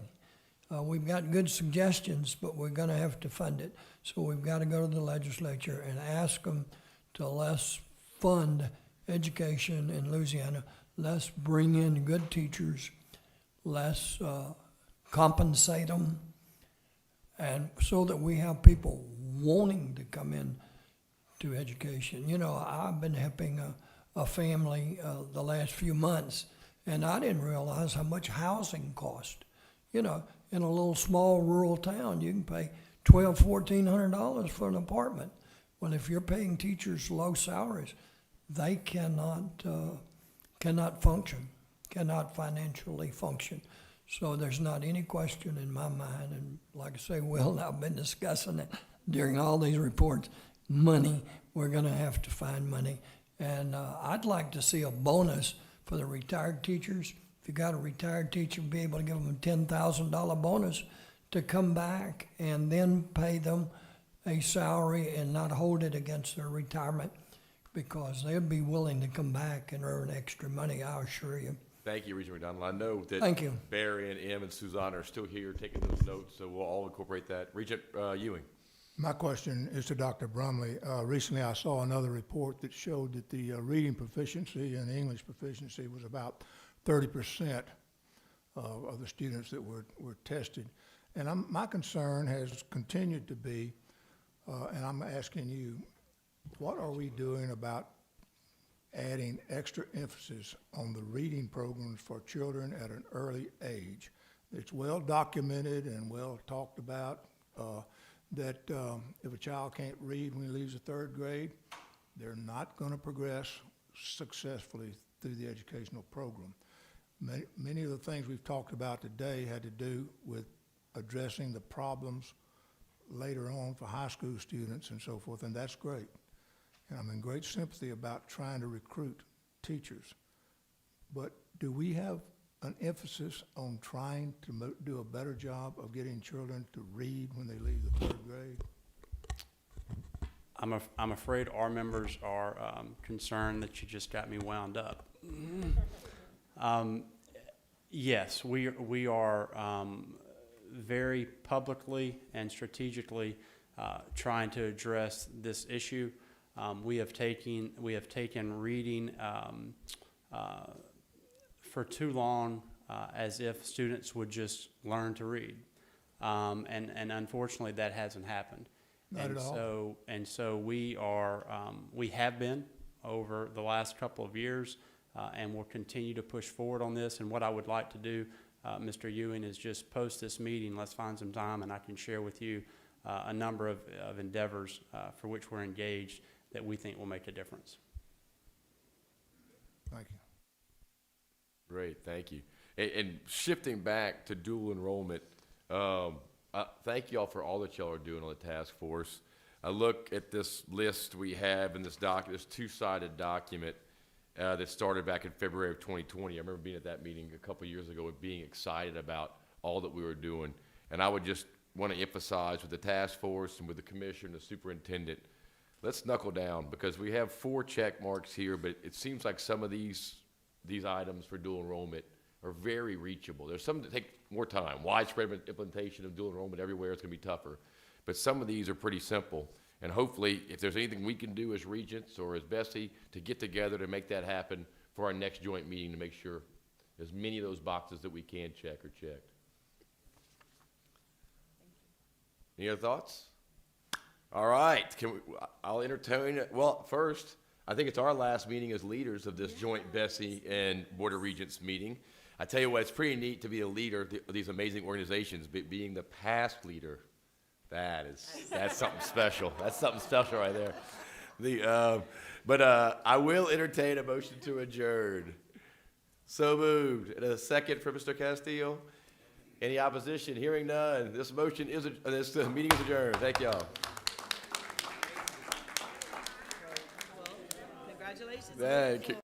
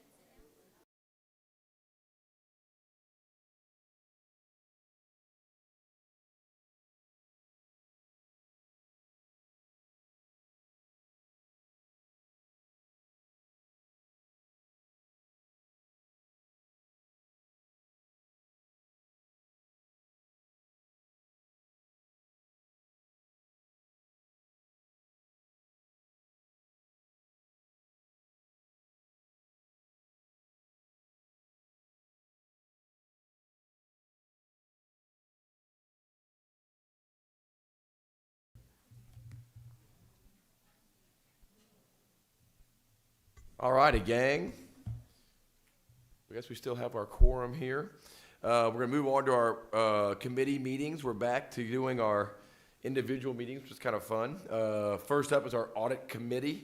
Regent Seal, please call your committee to order. I do call the audit committee to order, and I'd like to ask the commissioner if she would call the roll. Happy to do so, thank you. Regent Seal? Here. Regent May? Here. Regent Ewing? Here. Regent Meir? Here. Regent Williams-Brown? Here. Regent Weil? Here. You have a quorum. Thank you, Commissioner. Today we're going to have a presentation of our internal audit program, and it's item 3 on your agenda.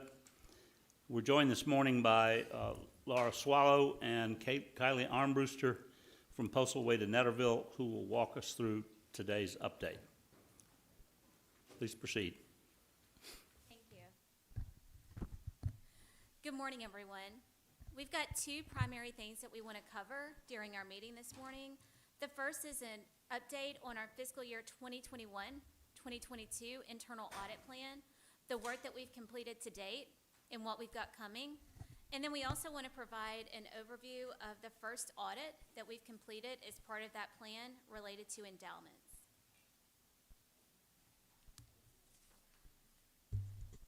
So we had 3 audits that were presented to and approved by the Audit Committee for our fiscal year 2021-2022 audit plan, which covers July 1, 2021 through June 30th, 2022.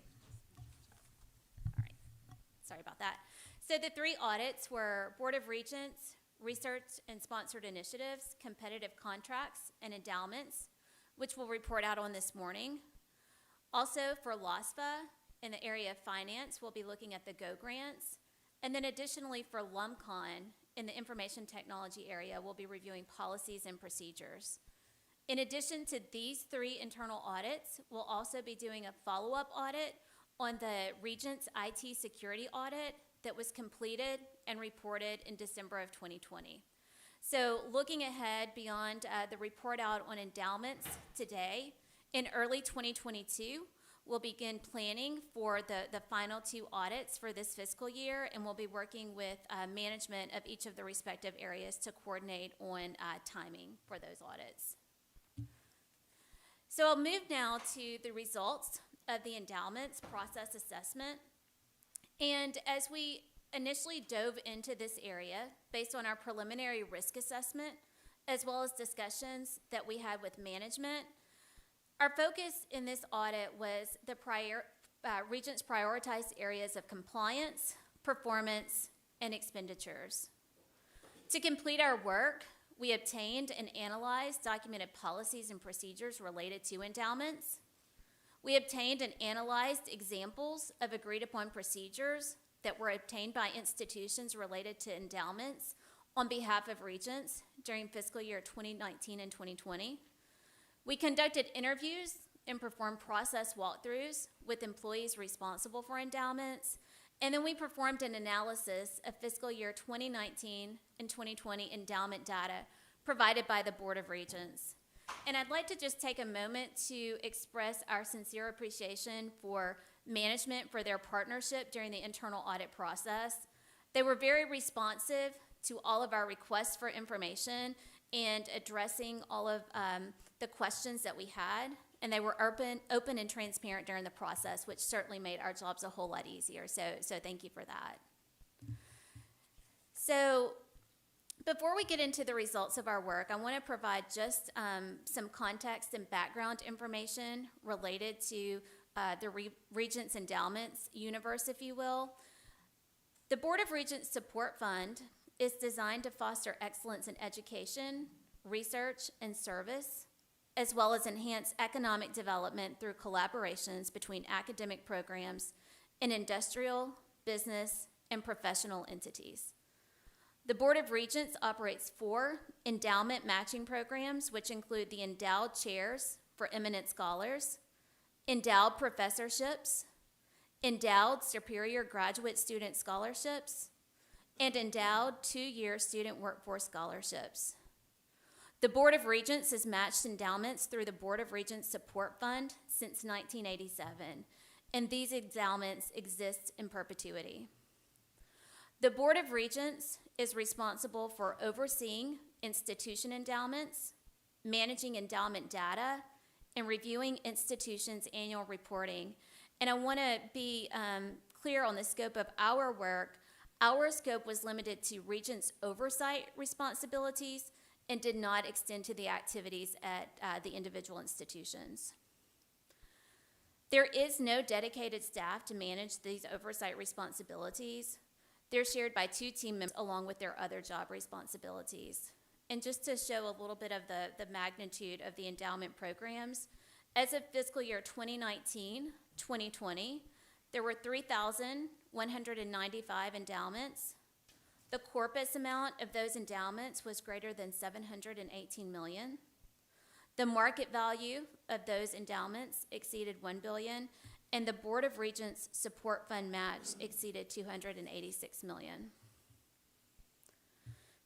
So through our work, we identified 2 moderate risk observations and 1 low risk observation. And during the time this morning, we're going to focus on the 2 moderate risk observations that were identified. And just as a reminder, a moderate risk observation is a control weakness, which can undermine the system of internal control and/or operational efficiency, and therefore should be addressed. So looking at those 2 moderate risk observations that we identified, the first was related to analysis that we completed related to endowment activity. That analysis identified instances of low disbursement rates, vacancies, and incomplete reporting for which comprehensive follow-up was not performed due to lack of resources. The second observation had to do with the lack of documented procedures. So we found that documented procedures related to endowment reporting analysis and applicable follow-up did not exist. And really what we were looking for with respect to documented procedures is anything that could provide context as to the purpose of the analysis, any key performance indicators analyzed, what type of calculations were performed, thresholds, timelines, those types of things. And as we worked with management to understand the cause of these observations, what it really all boiled down to was lack of sufficient resources and staff capacity. Management provided action plans related to both of these observations. Those action plans include, number 1, that the Deputy Commissioner for Sponsored Programs has developed an internal reorganization of supports fund staff to create a full-time, dedicated endowment program manager position to address the lack of resources identified. Additionally, a second position to be split between endowment and grants management is planned for the Board of Regents Support Fund to provide administrative assistance to the new program manager. The new staff structure is anticipated to be in place by the end of calendar year 2022. In addition, the redesign of the online endowment fiscal reporting system will incorporate tracking on several critical fields to ensure completeness and compliance. Queries will also be added to allow for easy identification of vacancies, low spend rates, spend on vacant slots, lack of compliance with investment thresholds, and outlier data requiring follow-up. And then finally, as a part of the transition of staffing, the current endowment managers will develop documentation for all current analysis and assessments of endowment reporting. This will include a campus-based approach to follow-up and compliance monitoring as part of formal endowment management procedures. We have reviewed management action plans, and we do believe that those action plans will satisfactorily address the observations identified upon implementation. That concludes our report out, so Regent Zill, I'll turn it back over to you.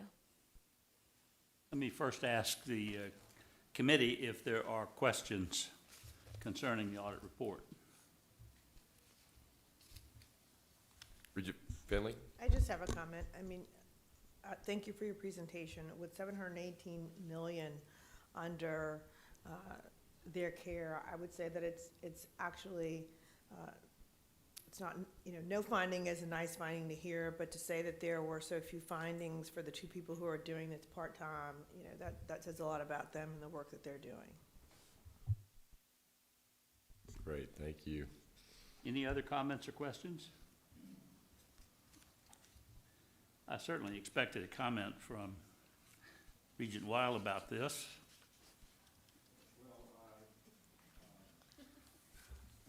Mike, Regent Weil, make sure you turn your microphone on. The endowments, we have some endowments and we have some expenditures, right? We grant, if we match a chair endowment, then we give that to the institution, and then they invest that money and they pay out a certain amount from that as an endowed chair. Is that right? Or so we're expecting the institutions to have some portion of this forever as an endowment. Yeah, those endowments do exist into perpetuity. What's that? They do exist into perpetuity, yes. And so the problem you found there was not that they weren't spending the money, they weren't filling those positions at some point.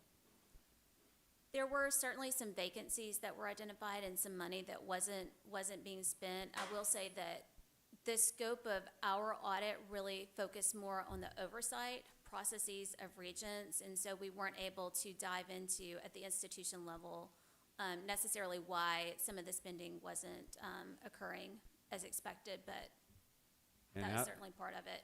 And outside of the endowment, the endowed professorships and chairs, research and that type of thing, those are monies that we give that should be spent, correct? Is that your understanding? Or am I wandering in a field? Yeah.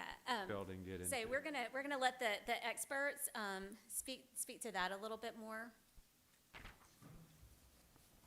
And she just took her seat.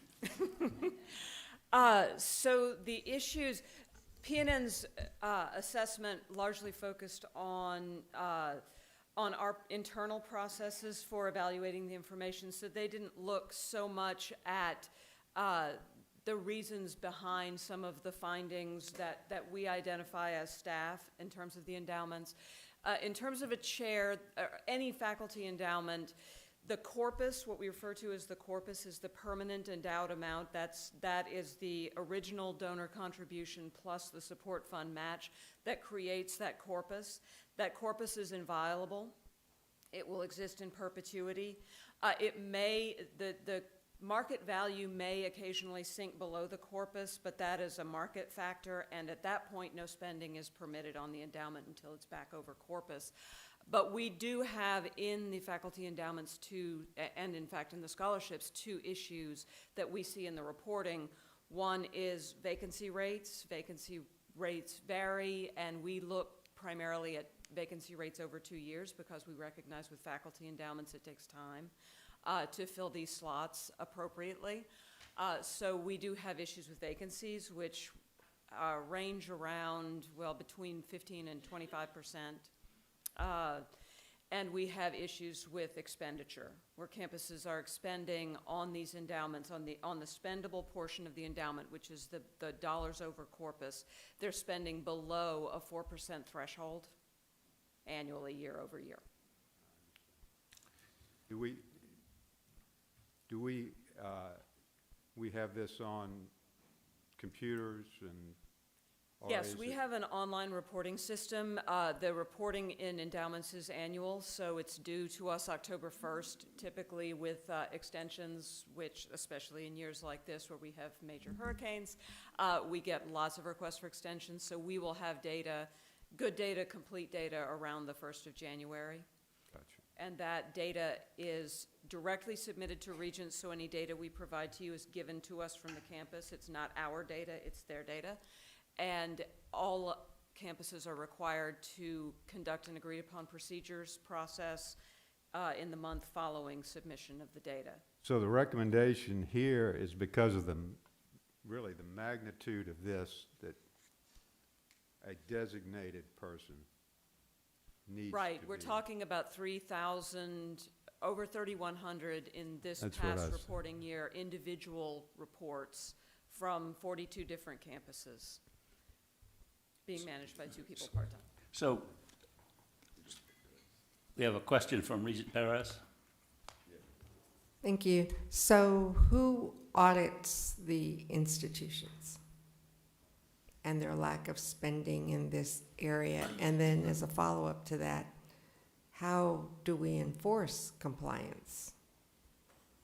I'll take the second question first. We enforce compliance through follow-up and through various policy mechanisms. For example, in the case of vacancies, a campus with a vacancy rate above 20%, a long-term vacancy rate that's over 2 years, above 20% and over is prohibited from submitting for new match until that vacancy rate has been remediated. We have other policy provisions to ensure compliance, but the audit question is more complicated. Regents has a small audit staff. They do not have the capacity to go out on campus visits to audit these endowments, and the support fund staff is inadequate. We'll talk a bit more about that in the RSI presentation. Regent Perez, the audit committee is going to undertake a pretty serious study of these 2 findings and make some recommendations in the early months of next year on how to address them. This question is for PNN. Are you satisfied with the management responses to the audit exceptions that were found? We are. We reviewed those responses, and we believe that if those recommendations are implemented, that they'll address the observations that were identified. Any other questions? Hearing none, is there a motion to accept the report? Second. Been moved and seconded. Is there objection? Without objection, then the report is accepted. Is there any other business to come before the committee? Hearing none, then we will be adjourned. All righty.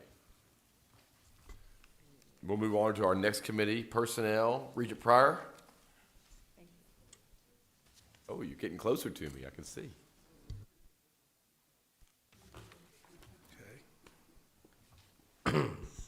Excuse me. Called order. Thank you. I'd like to call the Personnel Committee meeting to order. Terrence, will you call the roll? Yes, sir. Regent Pryor. Regent Temple. Here. Regent Levy. Regent Meir. Regent Perez. Regent Seal. Here. Regent Solomon. Chairman, we have a quorum. All right.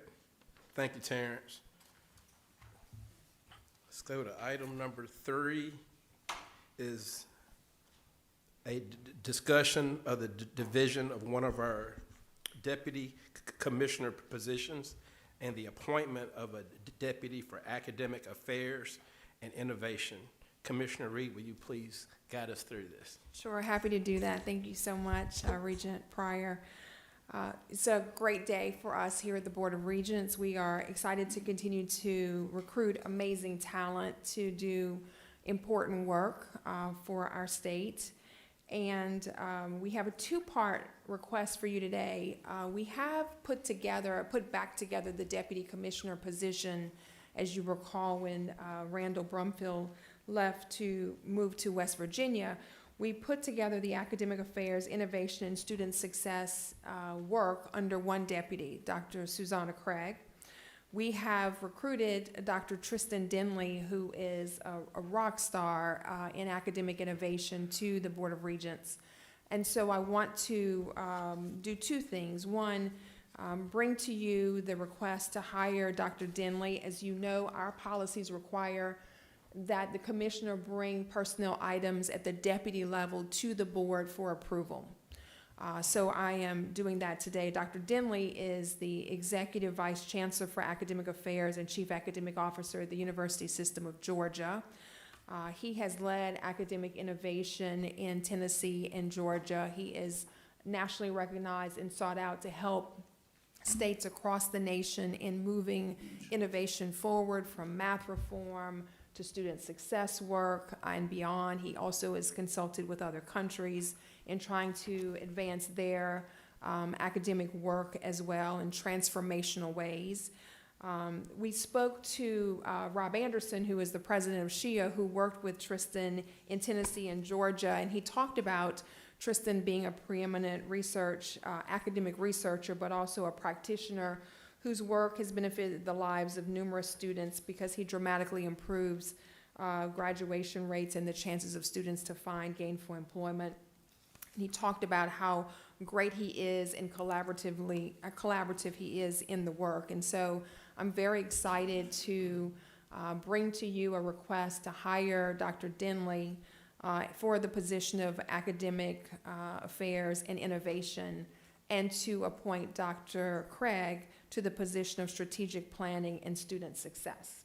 So that is the request before you, Mr. Chair. And I think you can see Commissioner Reed's excitement with this hire. This is a coup. This is a really, really, I credit certainly Commissioner Reed and Regent Temple for rolling out the red carpet, because we're very excited to have you here, Dr. Denley.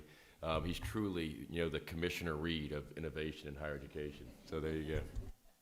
Like the Brian Kelly of education. Members, you've heard the recommendation? Chairman Pryor, I move for approval of this recommendation for Dr. There's a Denley. second? Second. All right, by Mr. Temple. Are there any questions or discussion? Well, I would, obviously, if we've already passed it, I thought it would be great just for our regents. There were a lot of things that stood out when I had the pleasure of meeting with Dr. Denley, but one of the, Commissioner Reed, if you would just share about the, because I know he's not going to get up there and say anything about it, but the degree, right? I mean, you could probably cover a bunch of things, but I would like to say this before she speaks. When I think about, I think I have the longest tenure on the board right now of people in the room, because I don't see Regent Levy. You're not close right? to- Because he's been on like multiple times. He probably had like 18 years. But when I think about our staff, okay, all of our staff, what they do, what they bring to the table, the value that they bring. Obviously, we're going to talk about how we're losing somebody. Okay, I'm not going to say anything. He's not going to pick his head up.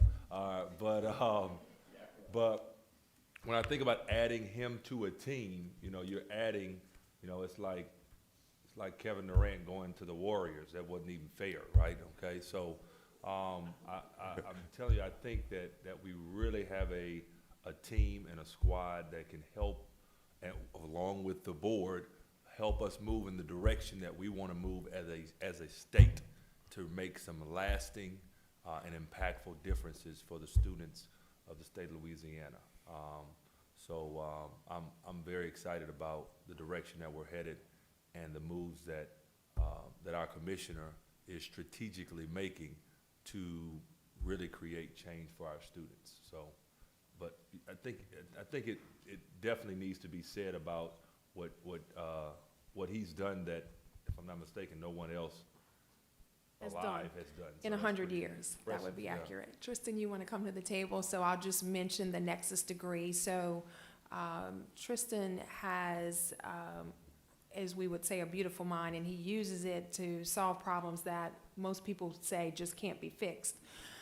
in Georgia, he recognized that there was a need to address business and educational employment pipeline, the education employment pipeline, and that the associate degree, the credentials, nor the graduate programs were sufficient to address the issue. So he created a nexus degree, a degree that does not exist in the United States. He got it SACS approved.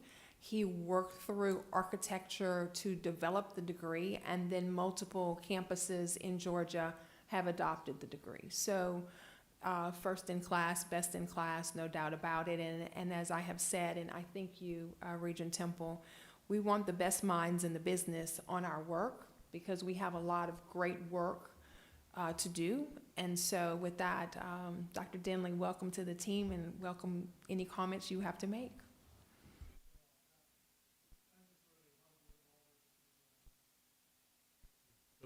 The support of the board and the commissioner too.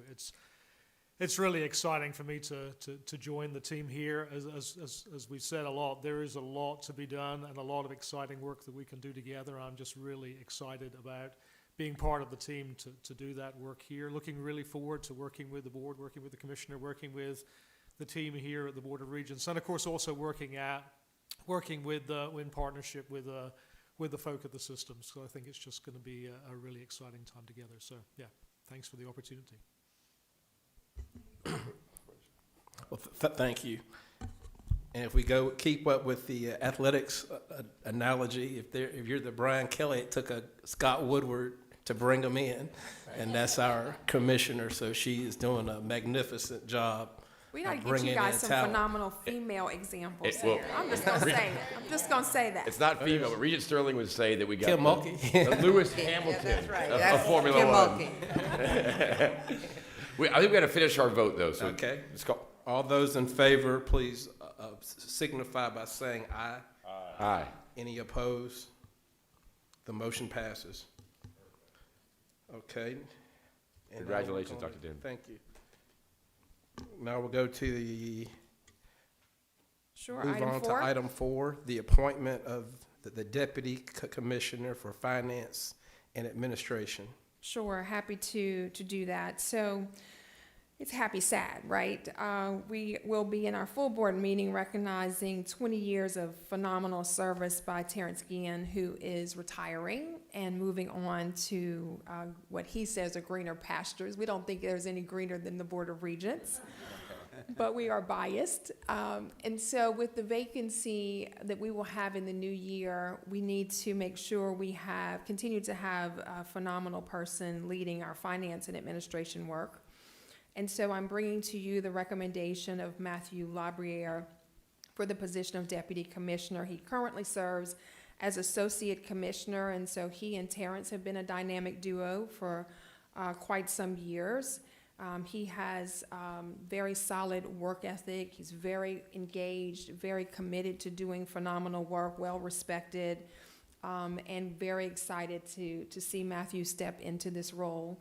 So, Mr. Chair, the recommendation is senior staff recommends appointment of Mr. Matthew Labriere to the position of Deputy Commissioner for Finance and Administration. I will just mention also FYI that we have hired Elizabeth Bentley Smith from the Division of Administration, who is also phenomenal finance, policy, political mind, to make sure we continue to have a dynamic duo in finance and administration. So just wanted to mention that. I don't know if Elizabeth is here as well. Stand up, Elizabeth, so we can say hi to her. Yes, she is a new member of our team. And delighted to have her with us and delighted to bring the recommendation of Matthew to you all as well. Okay. Well, Terrence, we're going to be, good thing there's not a vote on if we can allow you to retire, because I would vote no, we won't allow you to retire. But I think I see you've been here for 20 years. So I hope you hit some kind of magic number and you're going to do well in whatever you do. All right, members, you've heard the recommendation. Is there a motion? Second. Okay. And a second? We got that? Second. By Regent Seal. Is there any questions or discussion?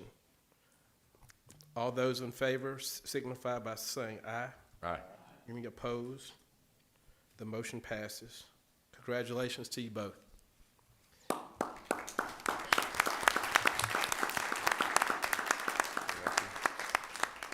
Is there any other business to come before the Personnel Committee?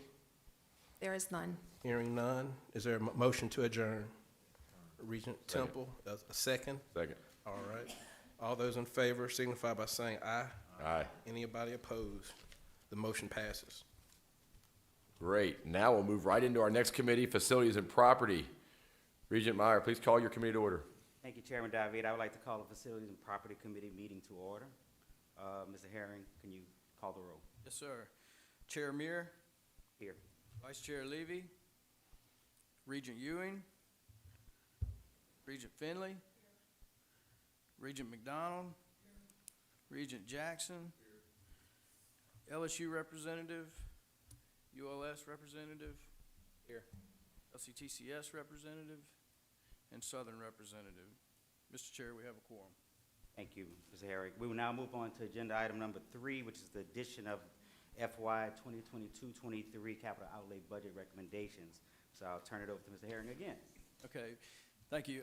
We received 5 capital outlay requests after the board approved our recommendation during the October meeting, all from the University of Louisiana system. They're shown on the screen behind me. The first one is for Grambling State University to provide a protective barrier around the campus. Due to some recent events that transpired after our October meeting, this request was kind of pushed to the forefront of importance for them. So we're requesting to provide funding for a barrier around the campus, including controlled access points, guard houses, and things of that nature. The next 4 were submitted on behalf of ULL. The first 2 deal directly with the COVID-19 pandemic. They have been working with Pfizer and Merck on development of the vaccines, and they were approached by Pfizer about creating a biosafety level 3 facility. Currently, when the vaccines are developed, before they're put out for production, they have to go to another facility for further testing before they're finalized. This will create the biosafety level 3 facility at the Primate Center in New Iberia and will allow them to develop the vaccines all the way to completion. And the second facility ties into that in that it will create a manufacturing facility to allow them to manufacture the vaccines once they've been approved. And they estimate, with the recent pandemic, they could have saved 4 to 5 months time in getting the vaccines out to the public if these 2 facilities were in place. The third UL project is a collaborative health sciences education building. UL is close to completing the acquisition of the Lady of Lourdes property adjacent to campus, which will bridge the academic core with the athletic core of the campus. This will be a collaboration similar to what LSU and Our Lady of the Lake have here in Baton Rouge. They'll be able to offer 3rd and 4th year medical students courses that they currently do not have available in Baton Rouge. And the last one is a learning lab, which is a lab school that they were approached by donors about creating this project. They have an existing building that's currently being used by a federal entity, which will be moving out soon. And this project will renovate and build out the facility to create a new lab school on the campus for kindergarten through high school students in the future. I'd be happy to answer any questions about any specific project, and if not, we recommend approval. Facility and Property Committee members, we've heard the recommendations of these 5 important projects for capital outlay. Is there a motion? So moved. Motion by Regent May, a second by Regent Finley. Any questions on the readiness? Sure. Of course. Obviously, I've definitely heard about the things the unfortunate events that happened at Grambling. $18 million for a protective barrier. Like, have you done any research on that? I asked this question as well. Yes, it's going to be. It's a 2.2 mile fence to begin with. There you go. And then they'll have to require. I'm guessing it's not chain link fence. Okay. I didn't get the description on what type, but I doubt it. And they'll have to acquire some right-of-way.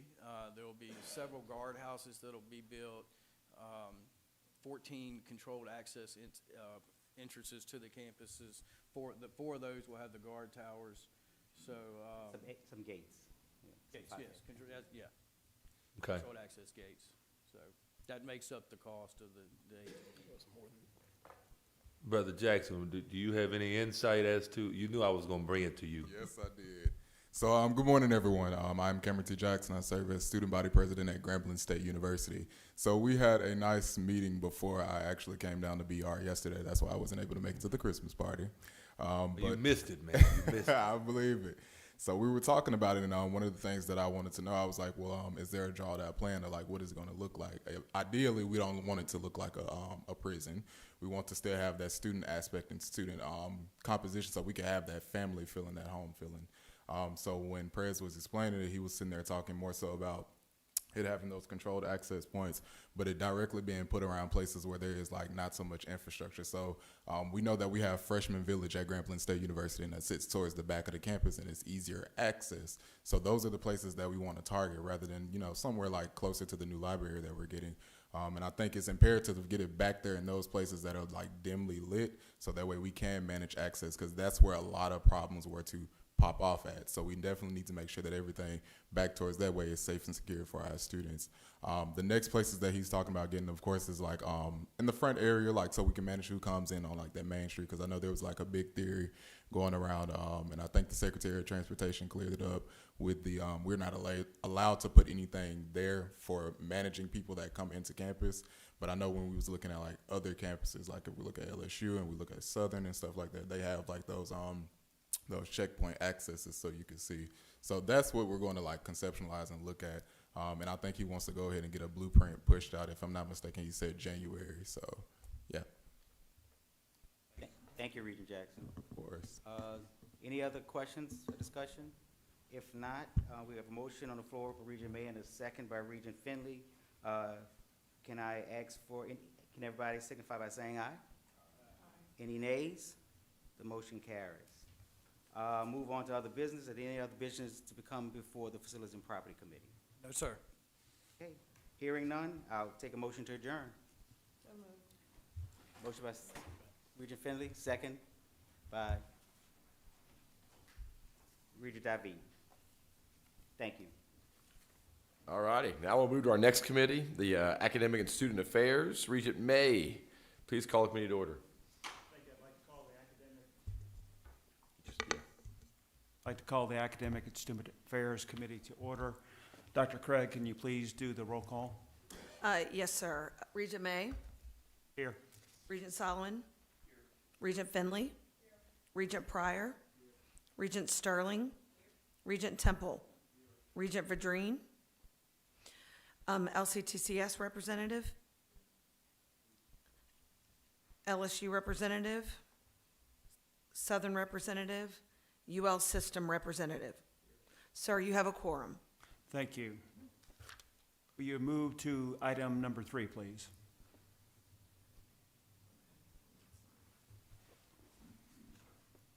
All right, we will move ahead. Let's see if I can do this from here.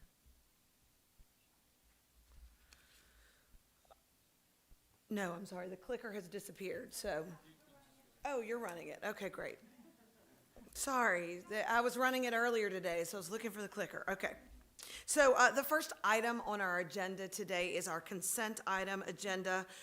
Basically, this is a list of staff approvals for several certificate programs at which the board authorized staff to approve at the October board meeting.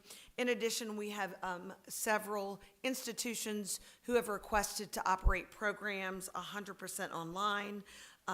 If there are no questions, senior staff recommends approval of the item on the consent agenda. All right, members, senior staff recommends approval of consent. Can I get a motion? Second? All right. Any discussions or questions? If no, please signify your consent by saying aye. Any opposition? Motion passes. Thank you. Great, thank you. Next on the agenda are 5 academic program proposals. I'll briefly present all 5 of these, and I'm happy to answer questions. The first proposal is for an Associate of Art in American Sign Language Studies at Baton Rouge Community College. BRCC has received much support on this new degree program, and it will help focus on students engaging in practical, interactive American Sign Language to begin to interpret. Our hope is they are partnering with some four-year institutions for the creation of a four-year degree, which at this point it does not exist. The second program proposal on today's agenda is for an Associate of Applied Science in Heating, Air Conditioning, and Refrigeration, or HVAC. This is a 61-credit program utilizing technical classroom instruction as well as hands-on lab experiences. That's at Nunez Community College. The next program is a Bachelor of Arts in Theater at Southeastern Louisiana University.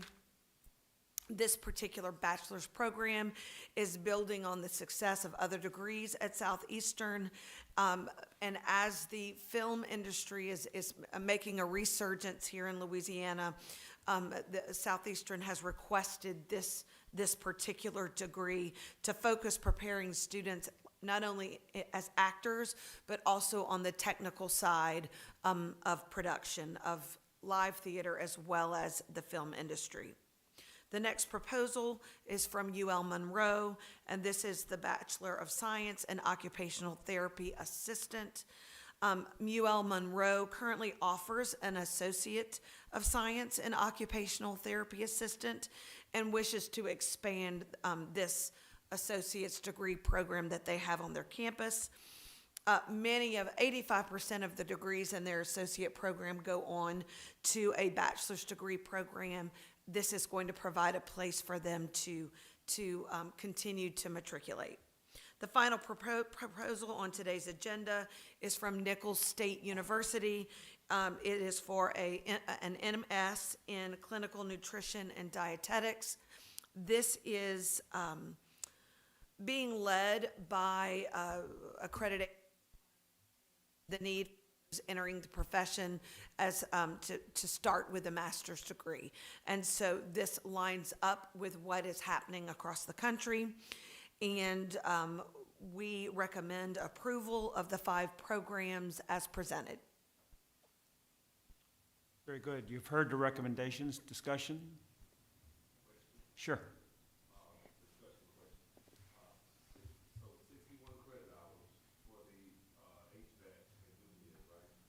That's correct.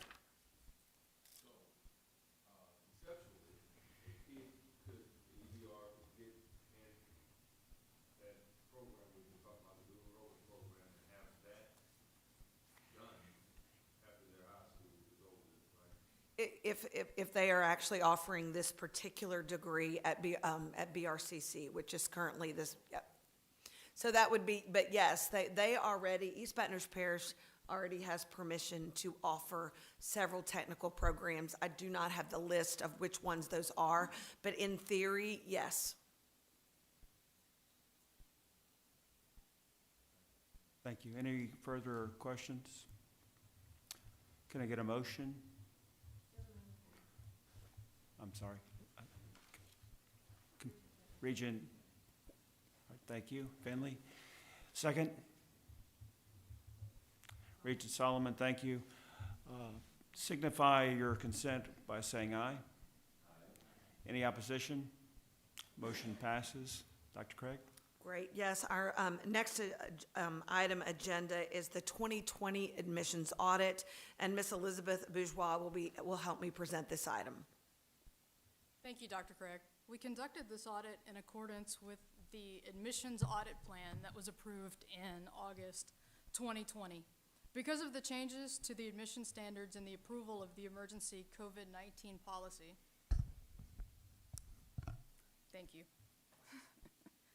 Because of the changes to the admission standards and the approval of the emergency COVID-19 policy for placement scores, We conducted this audit with the goal to review fall 2020 admissions data that is reported in SSPS, our statewide student profile system. The scope was limited to reviewing data, therefore no admissions exceptions or admissions decisions were reviewed. We limited our procedures to reviewing only institutions that were not reviewed in prior audits. Those institutions included LSUA, Louisiana Tech, McNeese State, Nichols State, Southeastern, and ULM. Similar to the prior audited admissions, we did not perform physical site visits, and we conducted our meetings and interviews over Zoom. We reviewed supporting documentation, policies, and data to determine institutional compliance. And now for the results. 3 of our 6 institutions tested, McNeese State, Nichols, and Southeastern, emerged without findings, meaning there were no material weaknesses identified through audit procedures and no formal corrective actions, recommendations, or data resubmissions were necessary. At the remaining 3 institutions, we identified areas needing improvement to be in compliance with Board of Regents specifications. These 3 institutions that I'm about to talk about have similar findings, but to varying degrees. Therefore, the causes and recommendations are very similar. These 3 institutions all concurred with these observations that I will present and recommendations and provided corrective actions. So first, at Louisiana Tech, we noted material errors within the admissions reporting fields, which all stemmed from the same cause. This inaccurate reporting was a direct result of a programming and data procedural error that affected an immaterial amount of the admissions data submitted. However, if adequate controls and error checking mechanisms are in place, inaccurate data can be identified and corrected prior to submission to the board. We recommended Louisiana Tech address and resubmit the corrected data file in SSPS. Also, more importantly, we recommended Louisiana Tech implement additional internal controls and error checking procedures to increase the likelihood that future errors are identified and ameliorated at the institutional level prior to submission to the board. Louisiana Tech resubmitted their fall 2020 SSPS file on November 30th.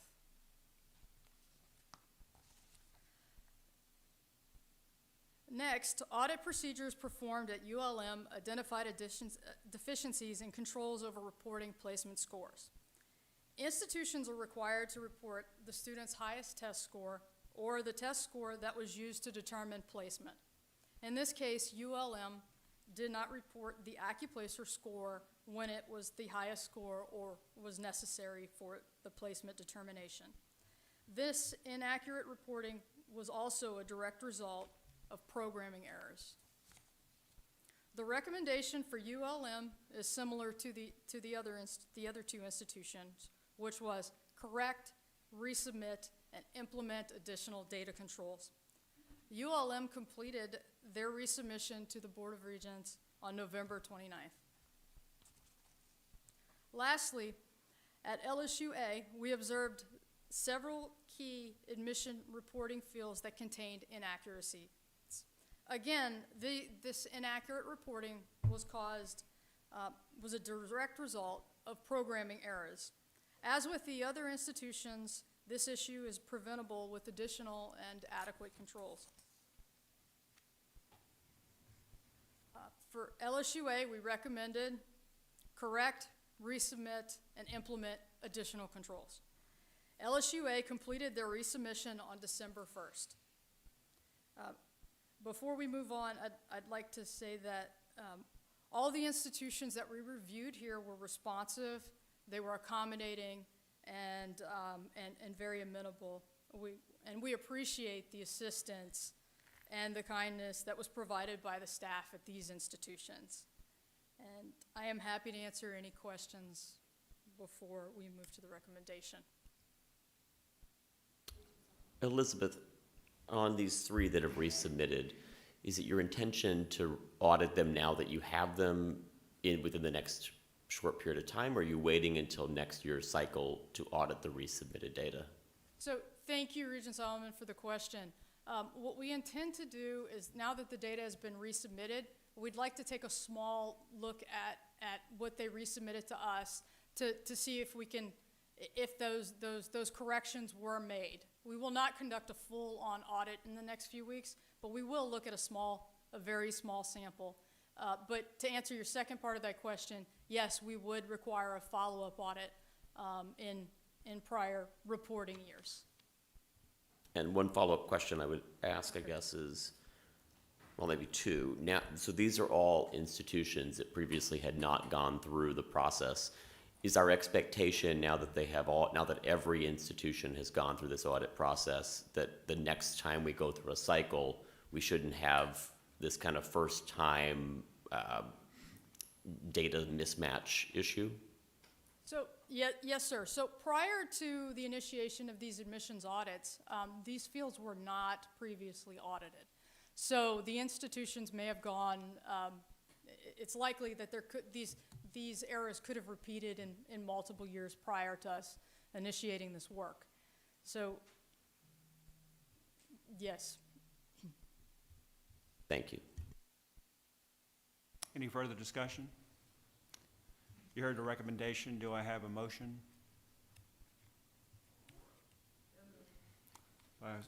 Regent Solomon, second. Regent McDonald, thank you. Any discussion, any questions, further questions? Signify your consent by saying aye. Any opposition? Motion passes. Dr. Craig, do we have any further business? No, this concludes the academic and student affairs agenda. Thank you. Motion to close the meeting? Close the committee meeting? Commissioner Regent Temple and Regent Solomon, thank you. Those in favor, say aye. Any opposed? All right. Meeting is adjourned.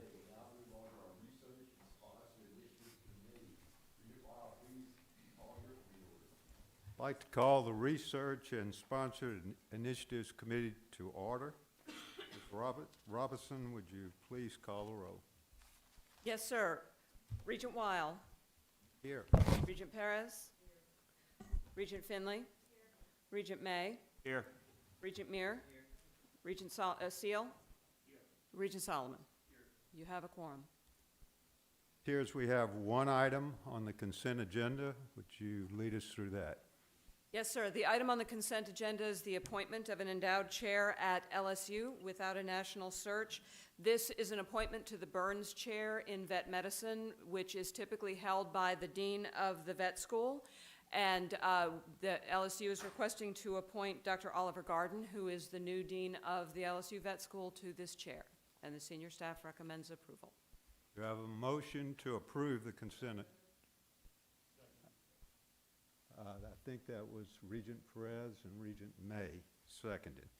Any discussion, questions? All those in favor say aye. Aye. Opposed? Motion passes. Okay, the next item is the Board of Regents Support Fund Plan and Budget Recommendations for fiscal year 2022 and 2023. Yes, sir.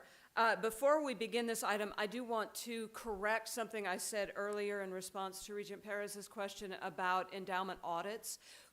While we do not, I was thinking in terms of what we internally do to audit the campus accounts. We do not generally do site visits for audits of those accounts, but the agreed-upon procedures reports, which each campus is required to submit to us annually, those are audit reports conducted by third-party auditors on all of the accounts. So there is that control. We just don't do a lot of internal work. All right, so with that out of the way, the support fund, plan and budget. Just a reminder, the support fund is established in the Constitution. It was created in 1986, and it is in receipt of revenues generated by the Kevin P. Riley Sr. Louisiana Education Quality Trust Fund, which you heard about from Assistant Treasurer Broussard this morning. The division of earnings in that fund, 25% is returned to the fund for growth, and the remaining 75% is split evenly between BESE and the Board of Regents, BESE for K-12, Board of Regents for higher ed. We are charged with two goals in higher education, the enhancement of higher education quality in Louisiana and the enhancement of Louisiana's economic development. Those are framed as equal in the Constitution, and the Constitution further allows us to conduct activities in 4 areas: the endowed chairs for eminent scholars, enhancement of academic research in agricultural departments and units, targeted research and development, and the recruitment of superior graduate students. Everything that we do with the funds that are provided through the trust fund has to be in one of those 4 categories. The structure of the support fund, how we deploy these charges from the Constitution, we do it through 9 established programs. 4 of these are endowment matching programs. 5 of them are competitive grants programs, as well as we serve as the source for federal matching of big statewide federal opportunities, usually competitive opportunities. So what we do is we run competitions. All of the programs that you see are competitive, with the exception of endowed professorships, which runs on a funding guarantee. And these activities cover all 4 aspects of the constitutional amendment. In terms of how we spend the money, 59% of all the funds we have ever spent since 1987 have gone to as direct funding to the institution for grants. Campuses submit proposals to us. Those proposals are competitively evaluated by external reviewers for quality and impact, and the funds are provided directly to the campuses for expenditure. 31% of all the funds that we have distributed are in endowments. This is to provide the corpus that we discussed earlier in the audit committee meeting. So 31% of these funds have gone to campuses to match with private dollars or other non-state dollars to establish permanent restricted accounts. The value of the endowments is in the spending from the permanent restricted accounts. And finally, about 10% of all the funds we've expended is in federal matching. These are matching major federal awards and supporting their goals and objectives. Next slide. Okay. Expenditures by program through the last fiscal year. The largest single expenditure is in endowment matching. About 31% of all the funds we've ever spent are matching endowments. But it's very closely followed by enhancement grants. It's important to remember with endowment matching, it's usually around $1.50 for every dollar we spend. That's what we're leveraging. It's not a return on investment. It's a leveraging action of private dollars. In terms of the grant programs, we estimate about $2.71 in return on investment for every dollar that we spend in our grant programs. The largest share of that comes from research and development programs, which generate about $10 for every dollar we spend. And in total, we have spent about $1 billion and almost $1 billion in the support fund in direct expenditures. Some benefits of support fund investments. I won't go over these in detail, but we have funded everything you can think of in the academic realm, from major equipment purchases, as I mentioned yesterday, lots of the upgrades to the beamline at CAMD that have taken place over the last 10 years have been supported through support fund granting. We do student support, faculty support. We are the sole source of federal matching for NSF, NASA, NIH, statewide programs. So there are there's lots of value that comes from support fund investments, and as I said, we know from the grants, it's about $271 for across all of the grants in return on investment, and about $10 for every dollar we spend in research and development. So that gets us to the budget recommendations. What does this look like on the ground for fiscal year 22-23? I'll just remind you that what we're doing is looking prospectively at 22-23. The budget for the current year, 21-22, was approved as part of House Bill 1 in June. So in terms of budget development, this is a process that we go through annually. We start with the staff formulating an initial budget recommendation. We look at all the information that we have to determine what's reasonable, and we set a budget recommendation as well as a spread across all of our programs. I'd like to take this time to just say thank you to Christine Norton. I've been doing budget work in the support fund alone for a very long time. Christine Norton has transitioned to Assistant Commissioner for Support Fund Administration, and this is her first year going through the budget process with me. So that's been a very valuable addition to our team. The second thing we do after we formulate the initial recommendation, we take the recommendation to internal committees that are comprised of system representatives and government representatives, as well as the private sector, to talk through the recommendations and what they mean. This is all the advisory process. There are no formal actions during this process. The third step is the step we're in now. The first formal action where we bring the budget to you for consideration. And then following on from that, we are required to submit the budget 60 days prior to the regular session to the governor and the legislature. It becomes part of House Bill 1 or whatever the appropriations bill is called in that year.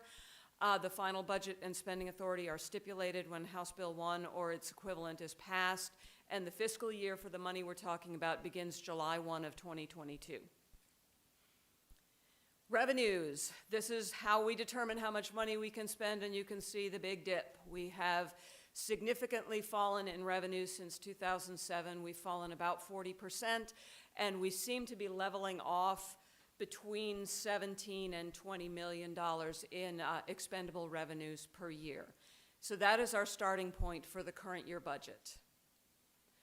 How do we develop the budget? We start with the official state estimate. This year, or for 22-23, the official estimate is $15.95 million. That estimate is quite dated. It dates to May of 2021. We expect a new estimate in January of 2022, next time revenue estimating comes together. We also get an unofficial estimate from the Treasury in October, which was $15.25 million. Treasury is always more conservative than REC. We calculate the midpoint just to get a sense of how far apart they are. We look at what revenues we received last year. As Assistant Treasurer Broussard said this morning, the revenues last year were very, very healthy, in part because of the sell-offs that had to occur because of the 35% cap on securities investment. We think about fiscal uncertainties. If the Fed ever raises rates, that will actually help the support fund while it hurts all of our mortgages. But we look at interest rate decisions. We're thinking this year in particular about that constitutional amendment, whether it will pass. If it does pass, that is a significant game changer for the support fund revenues. This year, we are looking at the significant buffer we've gotten from the gains from the sell-offs in fiscal year 21.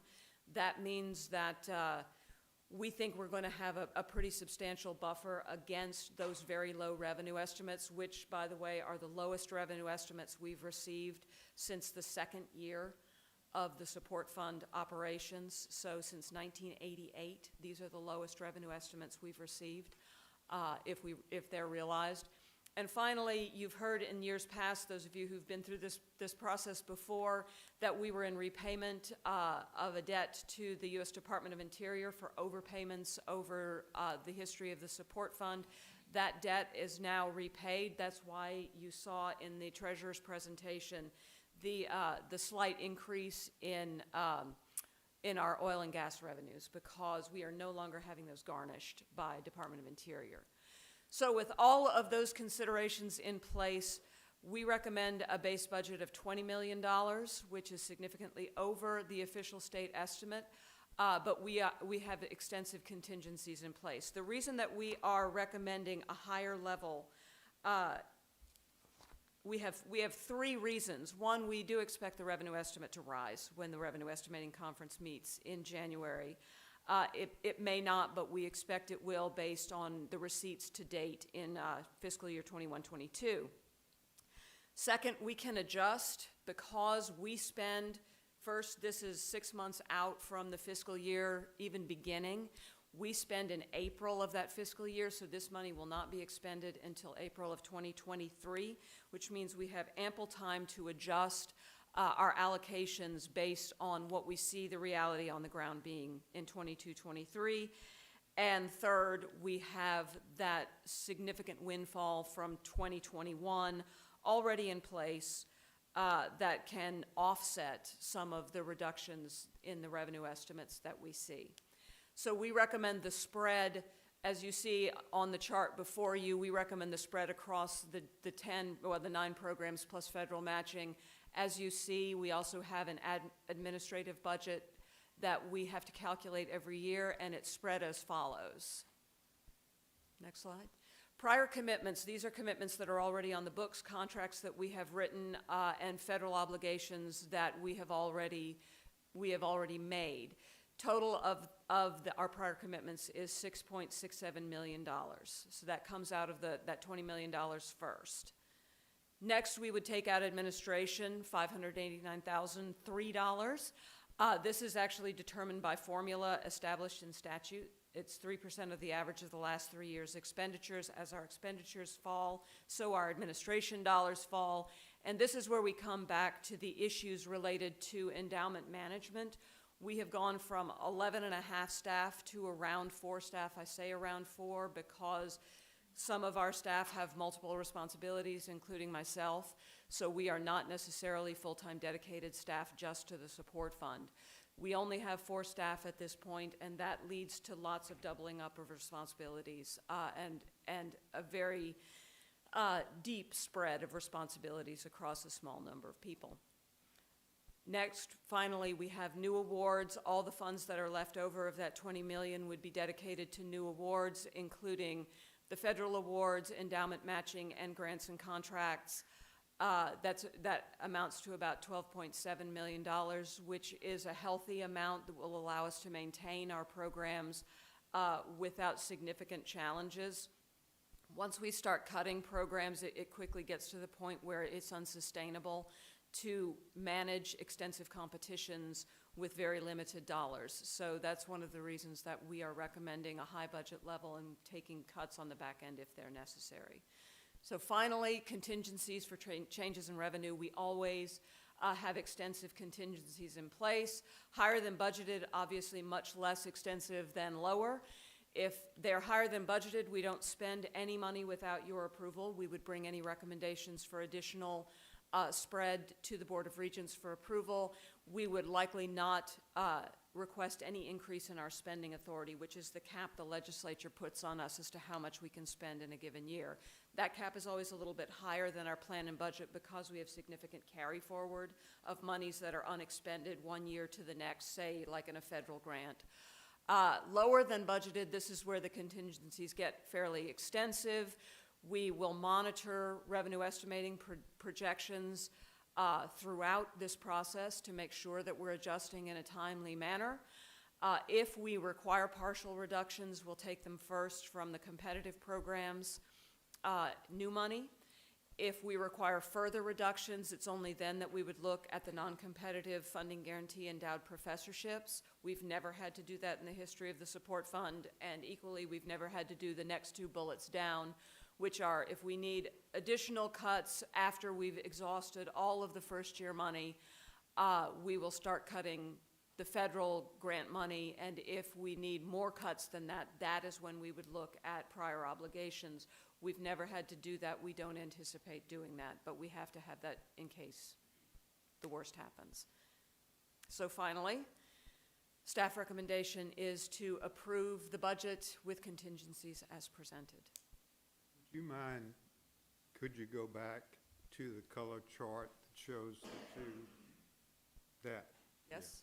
This is what members of the committee will be voting on, is the budget for 22-23. First, I would like to, before we do that, I'd like to say that I meet for about an hour with Carrie before we have these meetings. And this is a very, I think, complex operation with a lot of moving parts. And we are really fortunate to have Carrie with the institutional knowledge that she has and the understanding that she has of all these parts to bring this together for us here. So I wanted to say that first. Second, my understanding of the way we get the money is that the income, they're looking at income from this big fund, this $1.5 billion fund. And so when you talk about income, you're talking about interest income on bonds, dividend income, that the two institutions, BESE and the Regents, get 75%. And it's split between us. The other income is capital gains, and that we only get to split 25% of. But the reason that we are getting more money is that we have a cap of 35% in equities or stocks right now. So when the fund gets up to that gets over that 35%, every quarter they got to rebalance the portfolio. So they have to sell that extra percent, whether that's 2 or 3% of a billion, whatever it is. And when they sell it, it draws this capital gains income. So this is a product. This income, that extra income we're getting, is really a product of that low 35% that we are, the constitutional amendments to raise it to something much higher. So on this budget here, you see we're going to be spending the same amount in 22-23 proposed as in 20, I don't know where we are, 2021. But you see the prior commitments column there. When you bring it over to the green, from the blue to the green, you will see that our prior commitments have gone down by about $700,000. So we're able to spend, even with a flat budget, in new monies an extra $700,000. Did I get all that right? That's correct. Yes, sir. Okay. So I just, because I was finally able to understand it, I thought I would communicate it, and I hope that's helpful. And I'm sorry. And I'll add that has been deliberate on our part. We, on the staff's part, we've taken actions to reduce the prior commitments that we have, to reduce the big multi-year awards, in order that the new monies are available and remain available at a reasonable level year over year as our budget has fallen, but we haven't really reduced our programming. We've tried to figure out ways to make sure that we don't lock up too much of that programming in big multi-year awards. Okay. This is what we're voting on. Do I have a motion? So move.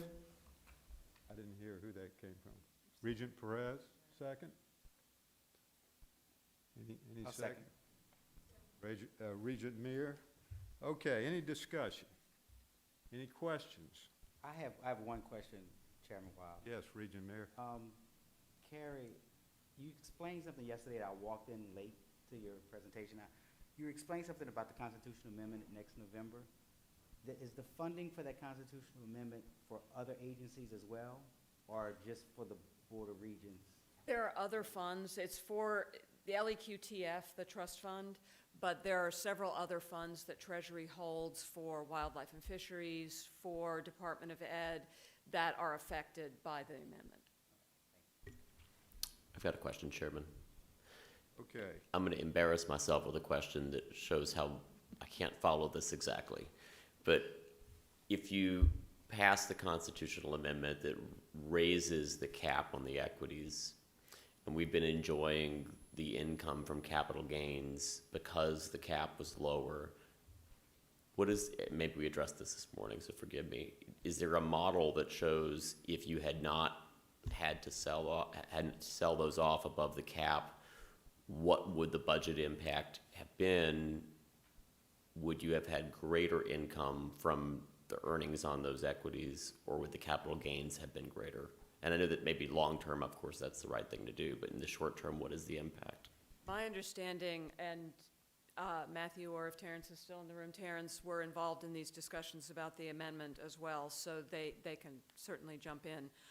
My understanding is the earnings, first, Treasury intends to largely invest in dividend stocks with the new cap, and they don't intend to go up to 65%. But we already earn from the existing investments. We earn substantial amounts, and having more of those investments with earnings is going to help us more than having these small sell-offs and uncertain sell-offs that we have every year. In fact, this year we did receive $27 million, which is wonderful. It's a lifesaver. But in the past couple of years, we haven't received anything like that in terms of a bump from sell-offs. So it's not something we can count on, and it's not a steady resolution. To add to what Carrie just stated, these funds are going to be invested in a similar fashion as retirement funds. So if you look at pensions, lasers and teachers and all the other pension funds, they have the ability to go up to this amount. Our fund has a similar corpus amount, and so the treasurer and the legislature found it appropriate that we also invest these dollars to receive additional monies, because gone are the days that we'll be able to get the funding from oil royalties, and so had we not acted, we would not have been able to continue the fund as we know it today. Is there an actual amount, though, that anyone has projected on an annual basis that it'll increase the fund by?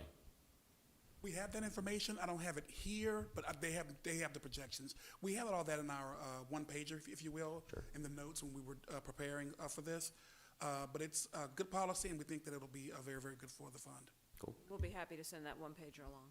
Thank you. Great question, Regent Solomon. Okay, all in favor, say aye. Aye. Opposed? We have any other? No, sir?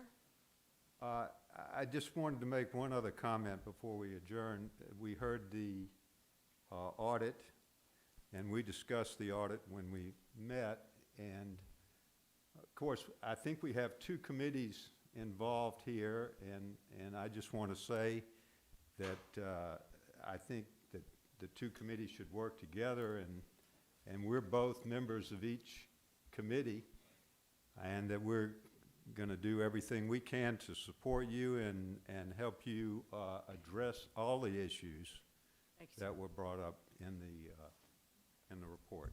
All right, do we have a motion to adjourn? So move. I don't know where that's coming from. Is that Regent Finley? That was me. It's fine.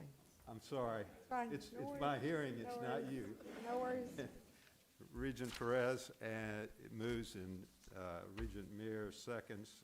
All in favor, say aye. Aye. No. All right, thank you so much, Regent. Well, we're gonna move on to statewide programs. Regent Ewing stepped out, so I think Regent McDonald's gonna carry over, and we're dangerously close to being caught up, so hopefully that trend will I'd continue. like to call the statewide programs committee to order. Dr. Boutte, would you please call the roll for us? Yes, sir. Chair Ewing, Vice Chair McDonald, Here. Regent Jackson, Regent Perez, Here. Regent Sterling, She's here. She just stepped out. Here. Thank you, Dr. Boutte. We'll now go to the consent agenda. Dr. Boutte, would you proceed?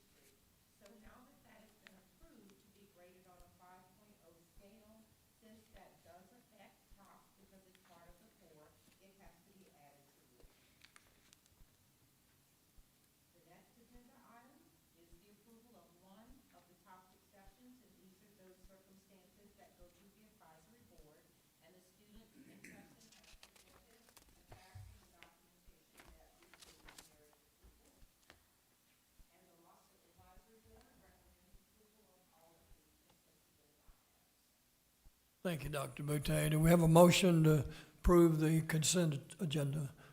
Regent Collins, do we have a second? Perez, seconds. Okay, who Did did the anyone, approval? I'm sorry, I had my head down. I thought it was Regent Perez. Temple and Perez. Perez did the I'm sorry, motion any to approve question? and the second? Yeah, Temple was the motion, Perez was the second. Okay, Temple, thank you so much. Okay, For not any, are we ready for vote? Yeah, for not any questions, all in favor say aye. All opposed, nay. Consent agenda is approved. Thank you, Dr. Boutte. a motion to adjourn? You need a Yeah, motion? let's have a motion for adjournment, Colleen. Second. Adjourn the committee and then, second, and the committee's adjourned. Thank you. Thank you, sir. Thank you. That was amazingly efficient. We are right back on track. Now we'll call the Planning Research Performance Committee. Regent Perez. Thank you, Mr. Chairman. I'd like to call the committee to order. Dr. Craig, will you call the roll? Yes, ma'am. Regent Perez. Here. Regent May. Regent Finley. Regent Levy. Regent McDonald. Here. Regent Pryor. Regent Sterling. Regent Weil. He's here. You have a quorum. Thank you, Dr. Craig. We'll move on to item number 3, the consent agenda items. Dr. Craig, the floor is yours.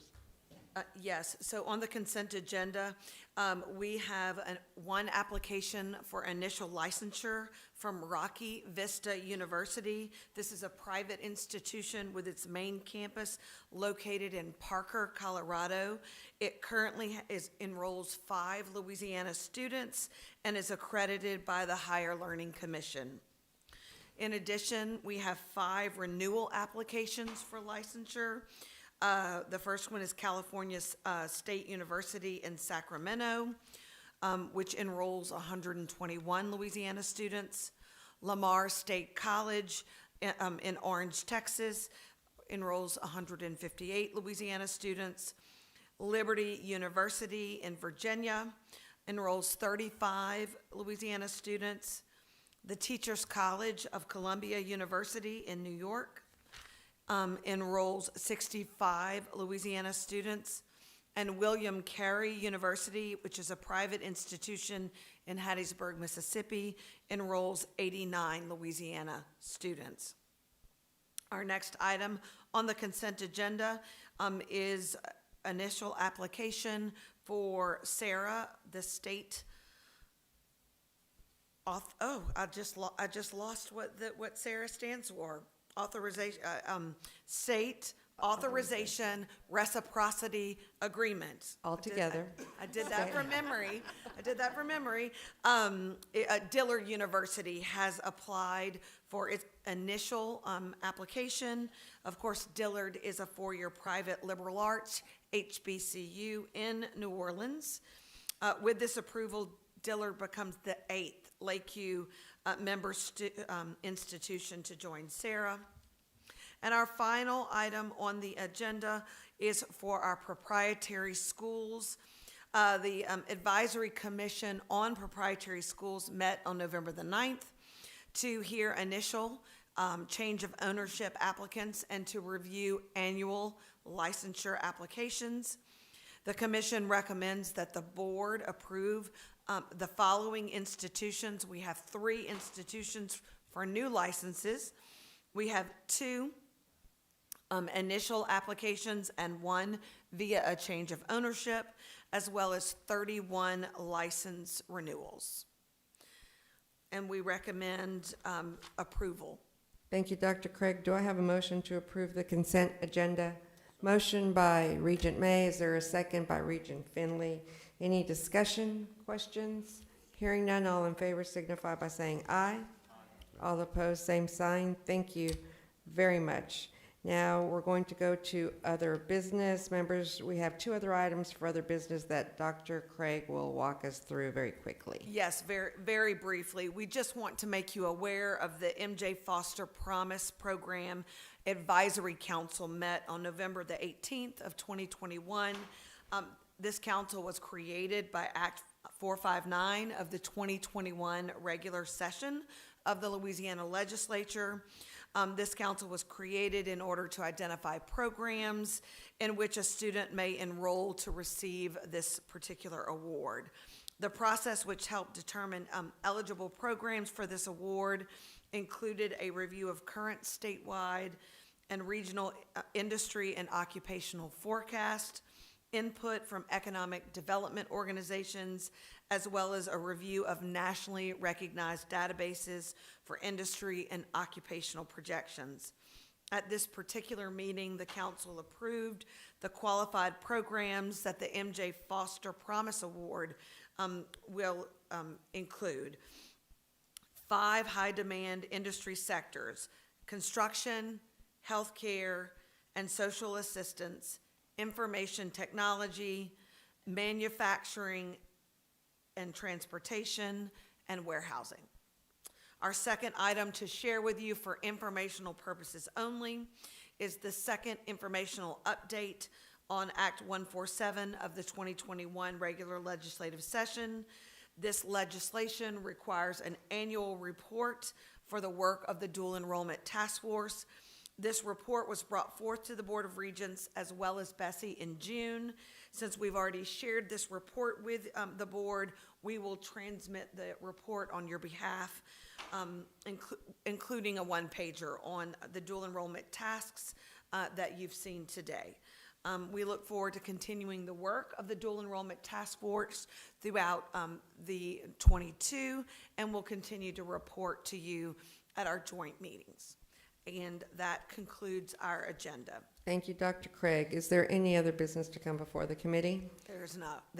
Hearing none, is there a motion to adjourn? Motion by Finley, seconded by Regent May. Thank you. The meeting is adjourned.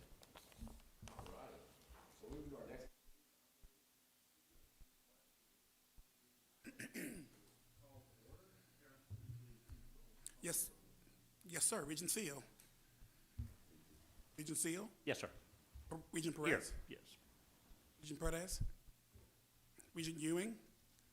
Regent Pryor? Regent Weil? Here. Chairman, we have 4 members present and a quorum. At the Regents board meeting in October, Chair David appointed the following regents to serve on the nominating committee with myself as chair to recommend officers for 2022. Regent Perez, Regent Ewing, Regent Pryor, Regent Weil. The nominating committee makes the following recommendations for 2022. As chair, Regent Temple.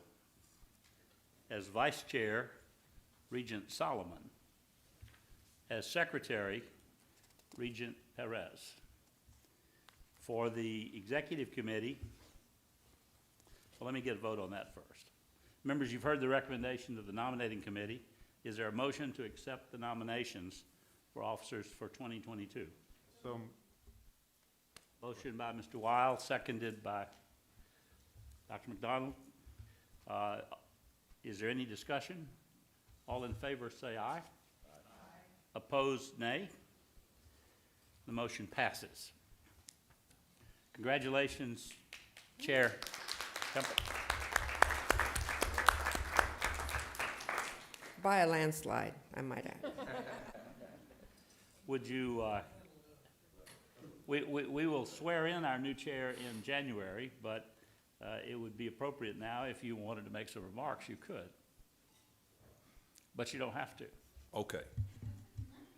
All right, well, I was just obviously very excited about the opportunity to, you know, play a different role in this work that I've been associated with for 7 years, going into 8 years now, and you know, have some really, really great examples. You know, I think Blake has done an absolutely amazing job.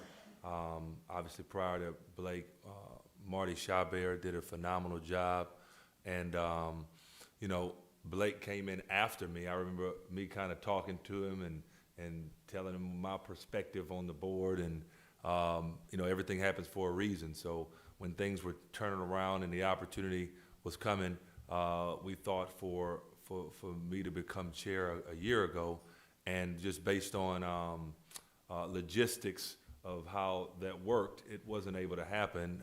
It wasn't able to happen because that wasn't when it was supposed to happen. Blake has done an absolutely amazing job, and to have done it in the midst of what we dealt with over the last year, and for Marty to have dealt with what he dealt with in 2020 with COVID, I think it was perfect. And coming out with all of the significant things that we have going on right now, I'm very much so looking forward to the opportunity. And I asked Regent Solomon if he was ready to get to work, and he told me he was. And also definitely need to mention Jay Seal and just the constant communication that he has had with me, and obviously the things that he's going to be done now. I'm going to be honest, probably not quite as strong as Blake and Marty. So everybody's going to be working a lot harder this next year. So I appreciate it, and I'm looking forward to it. I don't know, Collis. I'm looking at those shoes. You can more than fill my shoes, man, and then some. All right, the nominating committee recommends the following members to serve on the executive committee. Regent Seal, Regent David, Regent Pryor, Regent Weil. Members, you've heard the recommendation. Is there a motion to accept the nominations for the 4 officer members to serve on the executive committee? Motion by Regent May, seconded by Regent Temple. Any discussion? All those in favor signify by saying aye. Aye. Opposed, nay. The motion carries. Congratulations, the officer slate is now complete. Is there any other business to come before the nominating committee? Hearing none, is there a motion to adjourn? Without objection, then we are adjourned. We are back on track, or even a little bit early. We're going to move right here behind us in the anteroom and have a quick bite to eat, and come back and have our Regents meeting to wrap up our fun 2-day session.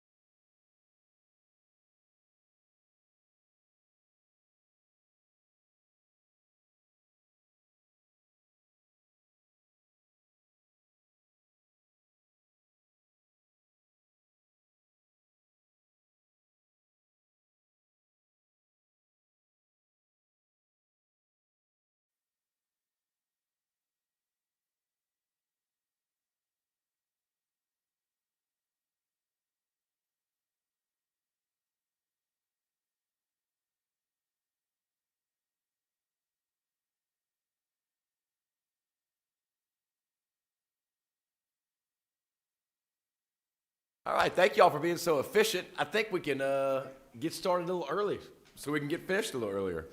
We'll call the December meeting of Board of Regents to order.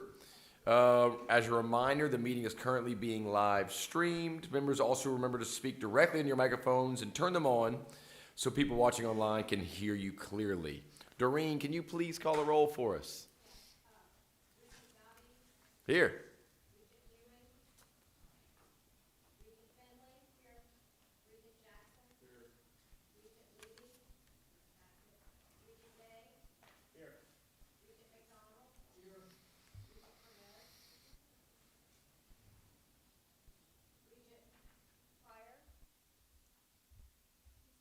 He's in the vicinity. Stepped out. Here.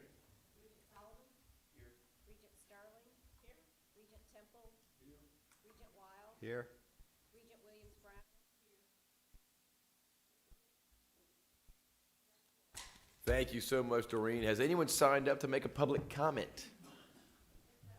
All righty, we'll move on to approval of minutes. Members, you've received a copy of the minutes from our October meeting. Do I have a motion to approve the minutes of the October 20th, 2021 meeting? Moved by Regent Temple, second by Regent Finley. All those in favor signify by saying aye. Aye. Opposed? Hearing none, the motion passes. Now we'll move on to, I guess, my comments. And in the Marty Chabert way, we're going to start out with Regent Jackson. Give us your student report. Absolutely. So this time I actually want to keep it focused towards the task force because that's going to be our biggest thing for January, like kicking everything off. So the governor had a task force that we created that we know is for the Council of Student Body Presidents. So we had our first meeting November 15th. And when we had this meeting, we truly wanted to like home in on what it was that we wanted to accomplish. So we refocused, and one of our main refocusing points, we're going to assessment of the ongoing vaccination efforts. The second one is to develop peer-to-peer vaccination campaigns, more innovative ones, so to say.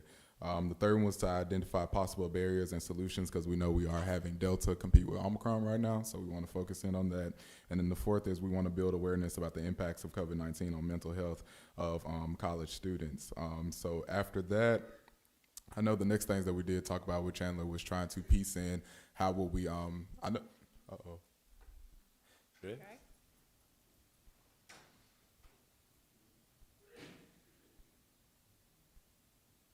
We're good. Go ahead. Good. Okay. So I know the next thing that we wanted to tie in was we did talk about the Mask Up, Vax Up that I was doing at Grambling, and I think everybody wants to pitch in on board as far as student body presidents and getting involved with that portion.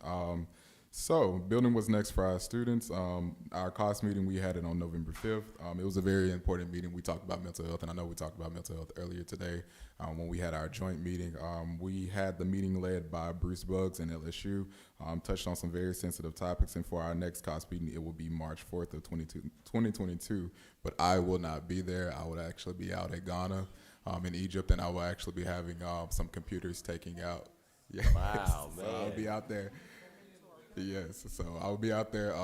We had a nice little sponsorship, and I'll be taking 100 computers with me to basically show students about the whole digital literacy aspect.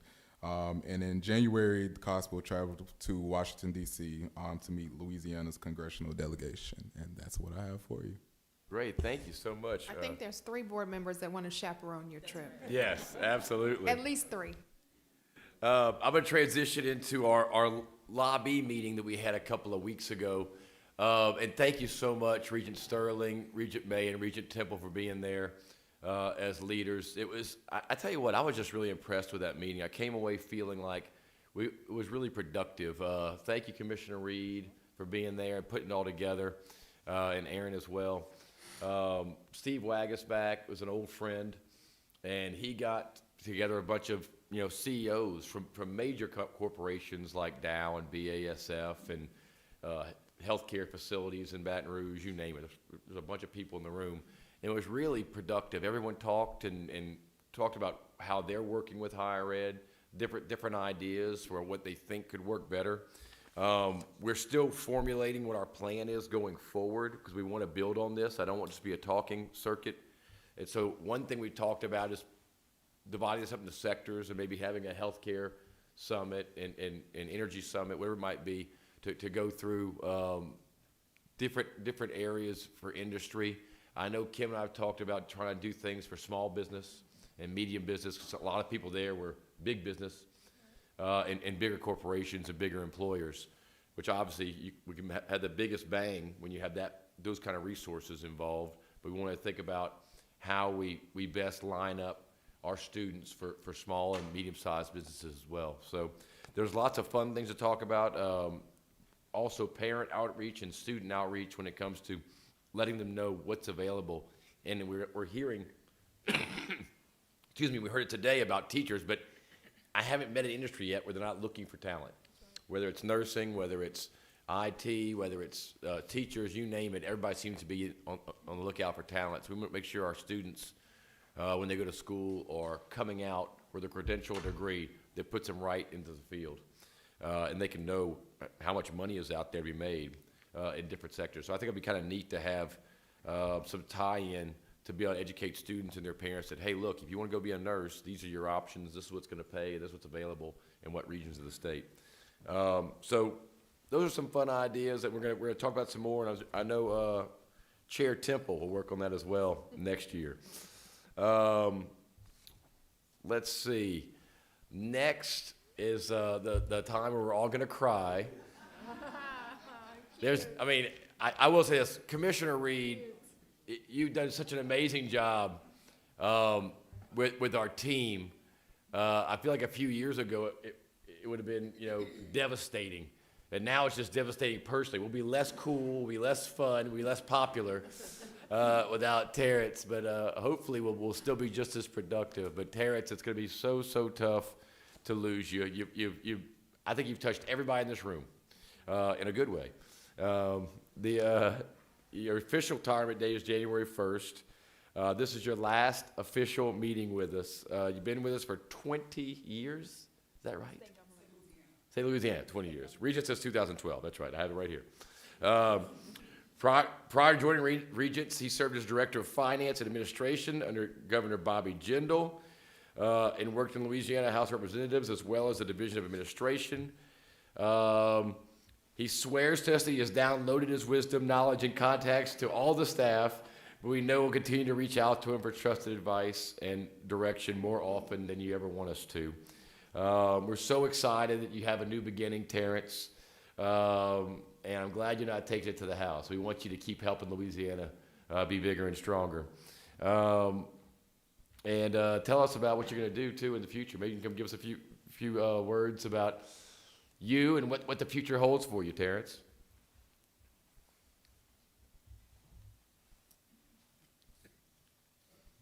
Thank you, Regent David, and to the members, thank you all very much.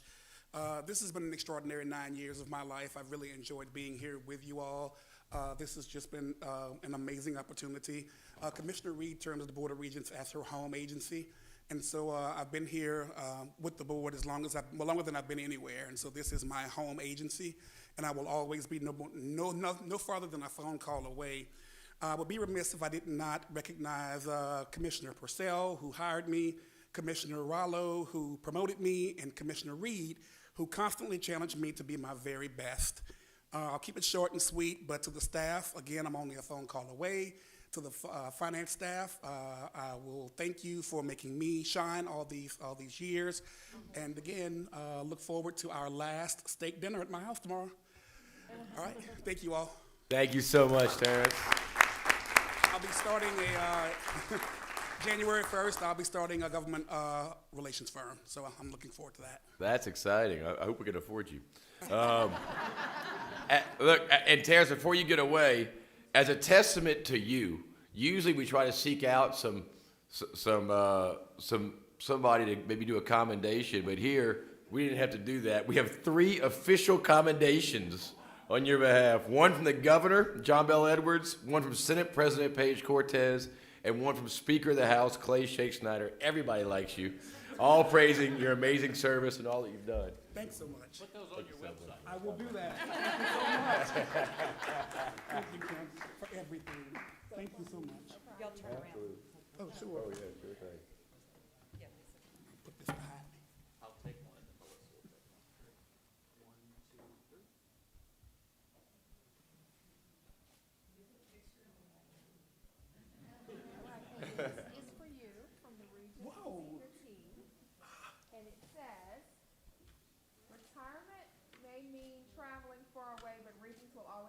That's right. Wow, congrats, man. That's a great brand, too. I like that. Thank you, Terrence, for everything. All righty. And look, thank you all for being here. I tell you what, this is my last meeting as chair, and it's been so exciting to do this. I love every minute of this. I am going to enjoy being past chair as well, but I think it's fun, and I'm excited that Terrence, that Kyle's going to be taking over, because I can watch you do way better than I've done. And I will say this about Regents. I love being on this board and meeting all of you. And I've gotten to meet so many professional folks, and it's neat to know that all of us, I can look at, we're in all different walks of life, from education to industry to law to you name it, and we're all unbelievably busy. Every one of us are getting, like me, I just took 100-something emails I've gotten since this meeting started, and it's tough to be here. And every one of us is here for one reason. That's to make this state better and to help out these students, like Marty Chabert would say. I joke about it. There's not, most people don't even know who we are or what we do at the Board of Regents. If you're like me, my friends keep saying, who you hiring to be next LSU's football coach? I'm like, it's not what we do. But it doesn't come with swag other than a nice Regents hat like we got last night. But it's just about doing the right thing, and it's awesome to be around smart, like-minded folks, this amazing staff and team, to see that everyone's working in the same direction, no matter if Republican, you're Democrat, old, young, lawyer, you name it. Everyone's thinking about the same thing. What can we do? And I used to say, gosh, I hate these 100-0 votes or 15-0 votes. I like to fight about this stuff. I want to be a litigator. I want to win an argument at these meetings. But the truth is, when you have the staff we have and the leadership we have, and then the team we have of board members, we're not wasting time fighting over simple stuff. We're always seeing the target, and we're going in the right direction, and that's why we're having. And we have some spirited debates here and there when we have them, but thank y'all so much for letting me serve in this role for a year. I'm not going anywhere. I'm going to be hanging around with y'all next year as well. But just my honor to be with y'all and us all working the same direction on our free time. Thank y'all.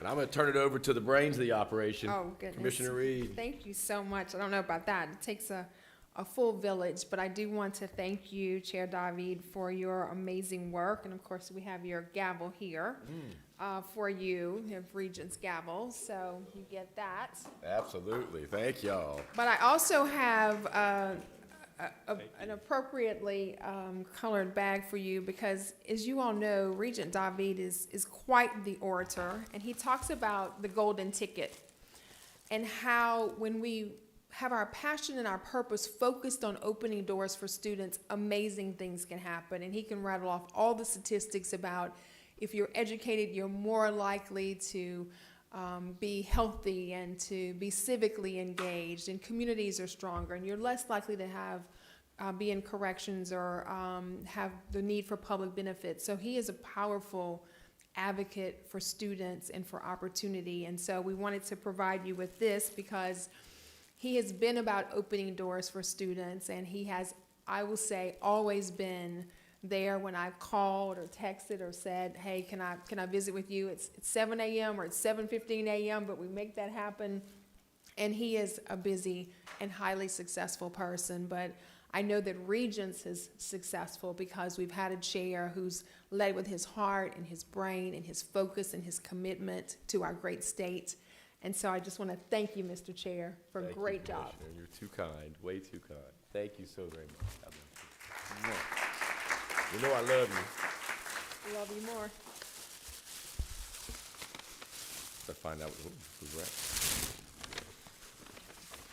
Feels heavy. Yeah, it's an opening door. Oh, I love this. Did you know that I love this? No, I didn't. I love this so much. I have cufflinks that were made out of an impression. These are some of the old state capitol doors had these handles. Oh my gosh, I love this. This is amazing. Happy Thank you all so- coincidence. Thank you all so very much. You're welcome. You're welcome. These cufflinks were cast from the same cast. Isn't that amazing? That's awesome. Amazing. Yeah. Thank you all so very much. Okay, so. I think it's up to you. Oh, it's me, on the master plan, Success and Student Council Action Plan.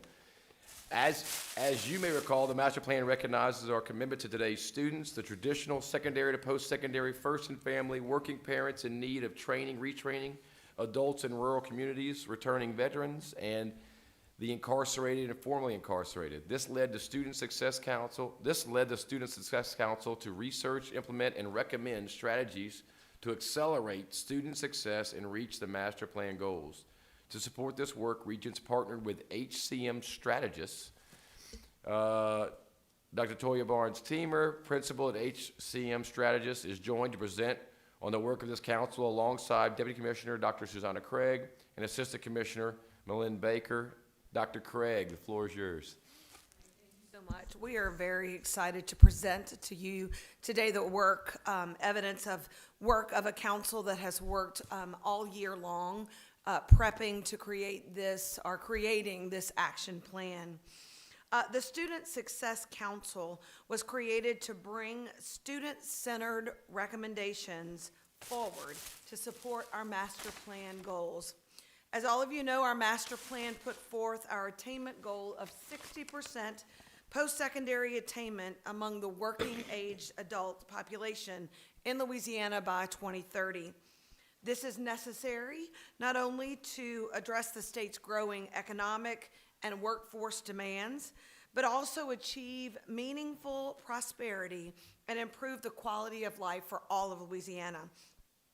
To reach this goal, the master plan identifies key strategies and objectives essential to double within the next decade the number of degrees and high-value credentials awarded annually to reach 85,000. Next slide. And one of these strategies is the Student Success Council. The master plan, as well as the council, acknowledge today's students, and we are committed to these students. The traditional secondary to post-secondary student, first in family, working parents in need of training and retraining, adults in rural communities, returning veterans, the incarcerated and formerly incarcerated. To support us in this effort and in the creation of the Student Success Council, we partnered with HCM strategist, Dr. Toya Barnes-Teamer, has been a part of this work since its inception, and we're grateful to have her with us today, and we're grateful to partner with her and HCM strategists. With that, I'll transition to Dr. Teamer for the next portion of this presentation. Thank you, Susanna. I also want to congratulate you and well wishes, and Terrence snuck out on us, but I also wanted to congratulate Terrence. I feel like I'm a part of this family. I'm a native New Orleanian. I love the state of Louisiana. I do a lot of work everywhere, but my passion is here. And what I really want to say about the master plan is many states create their master plans, but they don't move forward with action plans behind the master plans that they can track the work that they're doing and to develop the work that we have. And so the mission of the Student Success Council, which was not my idea, it was the idea of the commissioner, and she has this fabulous staff that works on this every day. This was to advise the Louisiana Board of Regents on student-centered efforts. So, Mr. Jackson, of course, you know you will be a part of this as we move forward as well. And we want to reach the master plan's talent development goals. That is the importance of this plan. Some of the work that we talked about, and Susanna mentioned the different categories of students that are listed in the master plan, but if we go to the next slide, Malin, we want to pay attention to the fact that everything that we're doing through an equity lens. And so as a part of the work of the council, we wanted to make sure that we had consistent definitions of how everybody defines certain terms. And so you'll see 3 terms up here: diversity, equity, and inclusion. And we wanted to make sure that the board understood what definitions were being used as we proceeded through the development of the action plan. So I'm not going to read these definitions to you. You see them. They are a part of the overall plan. But what we did want to say is that in April of 2021, at the beginning of this process is when we determined what these definitions would be. And this was actually the entire council, not the board staff, but the entire council that agreed to these definitions. So what we did from there is work through several meetings, subcommittees, which we have some of our leaders of the board in the audience who led those subcommittees, and then we met quarterly to continue to work on this action plan, which will be effective for the new year through 2025. So with that, I want to turn it over to Millette, and she will go through the action plan. Thank you, Dr. Teamer. I'm going to do the microphone shuffle. So before I dive into talking a little bit about some of the subcommittee themes that Dr. Teamer just mentioned, I did want to just remind you a little bit about the Student Success Council and who is on that particular council. That council has 18 members, and this consists of students, faculty, as well as staff from both our public and private institutions. And so all of these individuals, we really feel are best positioned to have insight to students in Louisiana, both inside the classroom as well as outside the classroom. And so one of the first exercises of this council was organizing itself into subcommittees. It organized itself into 3 subcommittees. One of those subcommittees was focusing on expanding access and success in completing a post-secondary credential. Another subcommittee was really focused on continuing students and completers. And then the third subcommittee was really focused in on adults and increasing the educational level of adults in Louisiana. And so all of those 3 subcommittees met throughout the year in between meetings, really honing into this report to lead to the goals that we have established today. But interesting enough, even though those committees were meeting separately, we started to hear some common themes within the work, and that's what I'm going to share out today. And so those common themes that those 3 separate subcommittees discussed were around college affordability, math pathways, best practices in advising and supporting adult learners. And so for time, I'm going to just give you a very brief overview of some of those goals they've established, but just know in the report itself, it goes into more detail in relation to timeline as well as measurements and the specifics of each one of those goals. And so the next slide, in terms of one of the first topics that the council prioritized, was really around college affordability. We're so grateful for our LOSFA has given multiple presentations to this council, but one thing that we noticed, one of the themes that the subcommittees discussed was this idea around college affordability not just being tuition and fees. There are other things involved in the realm of college affordability. And so this really led to conversations around this first goal specific to statewide financial literacy training.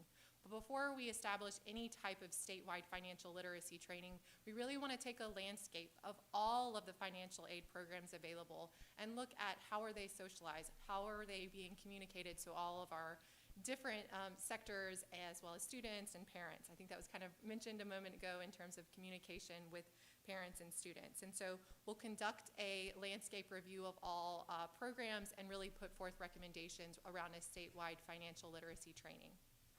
The second recommendation is around specific to dual enrollment, as we were mentioning earlier.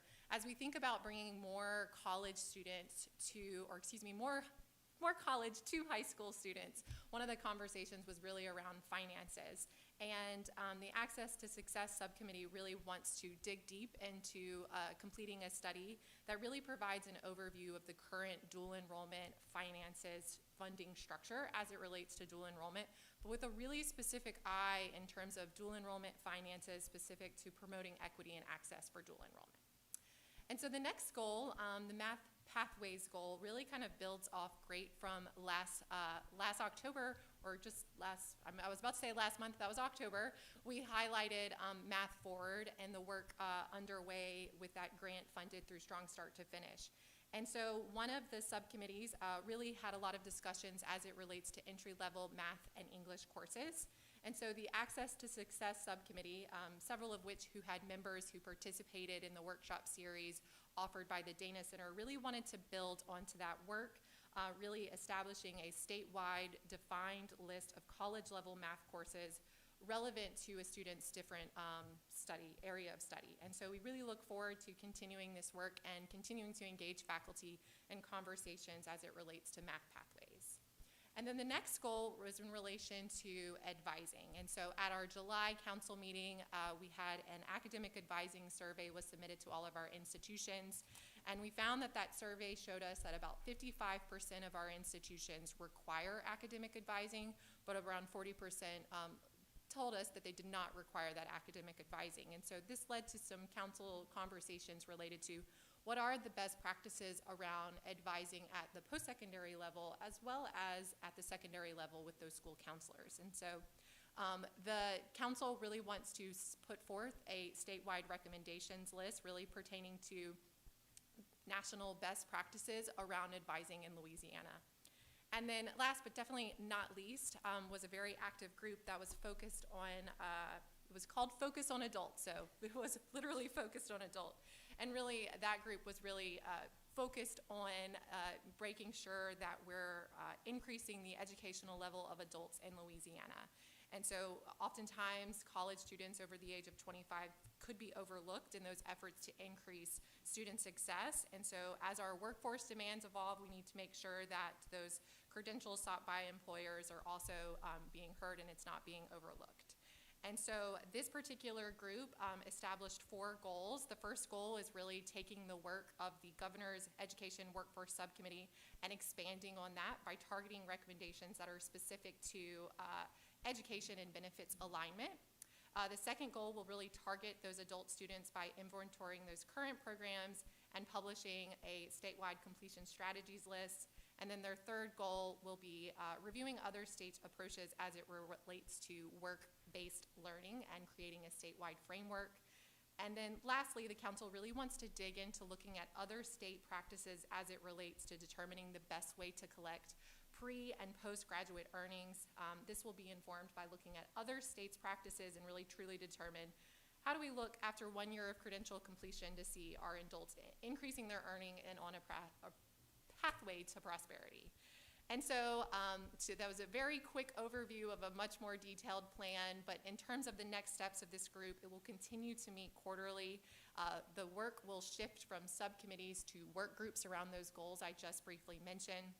And it will continue to serve as a network of problem solvers really centered around student success and support of our master plan. And we look forward to continuing to work with students at its center and work towards each of those goals I just mentioned. And last but certainly not least, on this next slide here, you'll see we want to really acknowledge the council member as well as staff that have been really active participants throughout this entire project, from our staff liaisons who are here with us in person as well as virtually, and all of these volunteer efforts around the student success, because really all of this is for us to fulfill our mission and our talent development goals. Welcome any questions, but that concludes our presentation on the Student Success Council. Thank y'all so much. Any questions? Any thoughts? I do want to point out, Commissioner Reed just pointed out to me that the adult learners, some of the support from that came from Renee Citron, an amazing leader in our state in education, amazing leader at LCTCS. I know Collis and Commissioner Reed just met with Renee. He was 43 years old and passed away suddenly. So keep his daughters and his family in your prayers. Just a great guy that we lost way, way too young. But thank you so much for all of this. I appreciate it. I just want to also make a comment. I do want to make a comment in my comments about Renee and what an amazing leader he has been for our state. But I also want to the immediate topic before us, Mr. Chair, thank these phenomenal women who have been leading this work, but to also recognize how significant it is to have a Student Success Council with public and private institutions, 2-year and 4-year, working in this space together, rowing together. And when we have an opportunity to engage with other states, they ask, who's leading this work? How did you get everyone at the table? How are you all able to make this happen? And you know, collaboration is in our DNA in Louisiana, so we are really good at it and we care about it a lot. But I do think it does speak to this idea that student success is not going to be proprietary in our state. We're going to stand together, work together, shoulder to shoulder to make sure that more students get to and through our institutions. No matter where they start, we want to make sure they finish and they finish strong. So I want to express my appreciation, but also acknowledge how significant this is to our overall work as we continue to have that North Star of making sure we get more people to have credentials of value by 2030. Great. Thank you so much, Commissioner. Thank you all for all you did. I guess next we'll move on to the committee reports and recommendations, taking up together. The plan is to take everything up together at once. However, if any board member wishes to take up any of the committee reports separately, please let me know and we could consider them individually. Is there anyone who wishes to take up any of the committee reports from earlier today separately?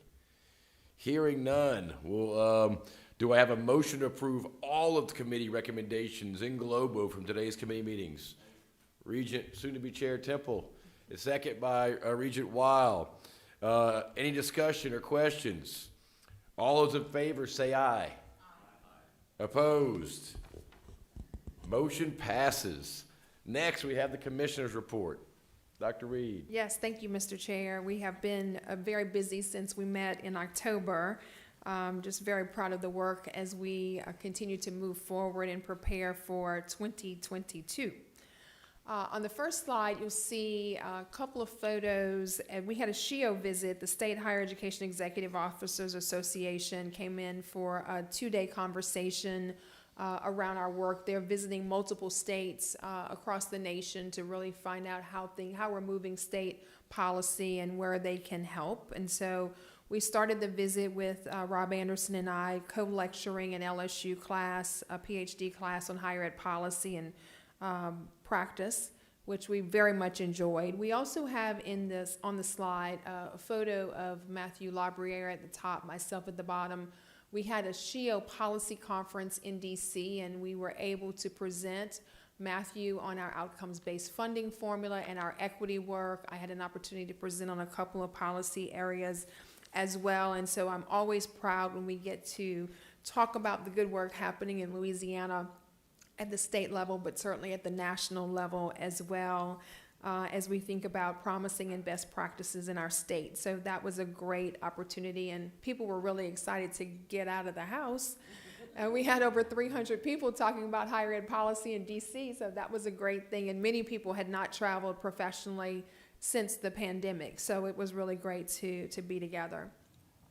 As you know, this is an agency that is all about giving and giving back and supporting, and so I just want to acknowledge that we have exceeded our goal in terms of the state combined charitable campaign. Again, dynamic women leading the way. Sorry, guys. And so I think Megan Johnson is here with us. I want to acknowledge her. I don't know if others are here. Yes, come over, Megan. I just want to have our chairman acknowledge her for her amazing work. We just did a lot of good work together. So if we could give her a round of applause.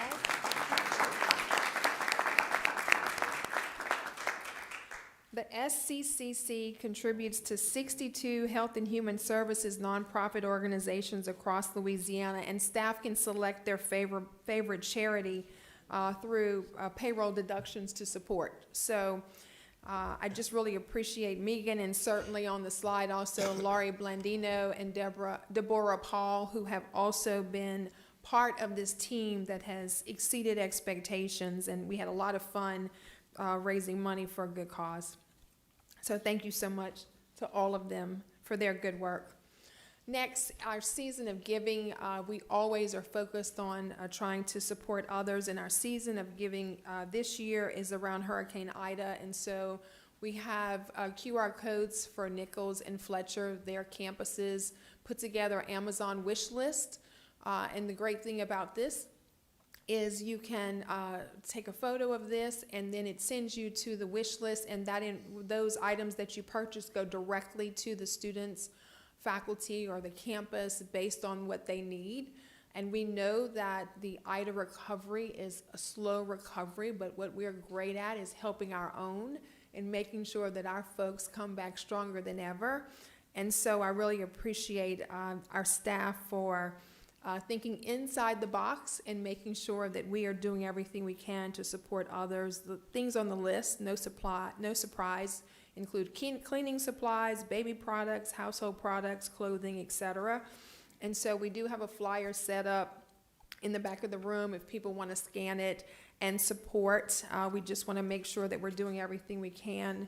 Approximately 2/3 of the Nichols community report that their homes were damaged by Hurricane Ida, with 1 in 5 students saying their homes were destroyed or uninhabitable. And certainly we know that the Fletcher community is challenged as well. And so it's a great opportunity for us in the spirit of giving to support our 2-year and 4-year campuses and make sure that we're doing all we can to make sure that more people have what they need in our state. Finally, as was mentioned, we lost a great one last week in Renee Cintron. He's the Chief Academic and Talent Officer for LCTCS. As it says, mentor, leader, friend, just all really a part of the Regents family, led so much of the important work around education and employment. As our chair mentioned, a girl dad, 3 girls, Taylor, Kara, and Carly, that we had an opportunity to meet at the services where everyone had such glowing things to say about Renee. A scholarship has been set up. The Dr. Renee Cintron Hispanic Student Scholarship has been set up by the LCTCS Foundation. This is a tremendous loss, such a shock, someone who had done so much good work. And I will tell you, we got the call from Monty Sullivan on Monday, but on Friday, we spent an hour together, Renee, Monty, and I, talking about the strategic plan, the master plan, how we're going to align this work, how we're going to move this work forward. And so just really a special hour, just peppering each other about policy conversations. And I know Regent Temple had a recent experience with him as well, someone who was just fully committed to our state and our students. And he and Dr. Sullivan began working together at Delgado. And when I asked them, where did you guys meet? Renee smiled and he said, we met at Delgado and the rest is history. This was that Friday. And so we just had such a great conversation. And you reflect on that when people leave this world so fast. You reflect on that conversation and what Renee has meant and will continue to mean to all of us. And so I just wanted to acknowledge that he was a great leader, that we will miss him, and that we are grateful for his commitment to our state. And with that, Mr. Chairman, that completes my report. Thank you, Commissioner. That was beautiful. Any other business to come before the board today? Hearing none, is there a motion to adjourn? And a second. All in favor say aye. We are adjourned. Motion passes. Merry Christmas, Happy New Year. See you all.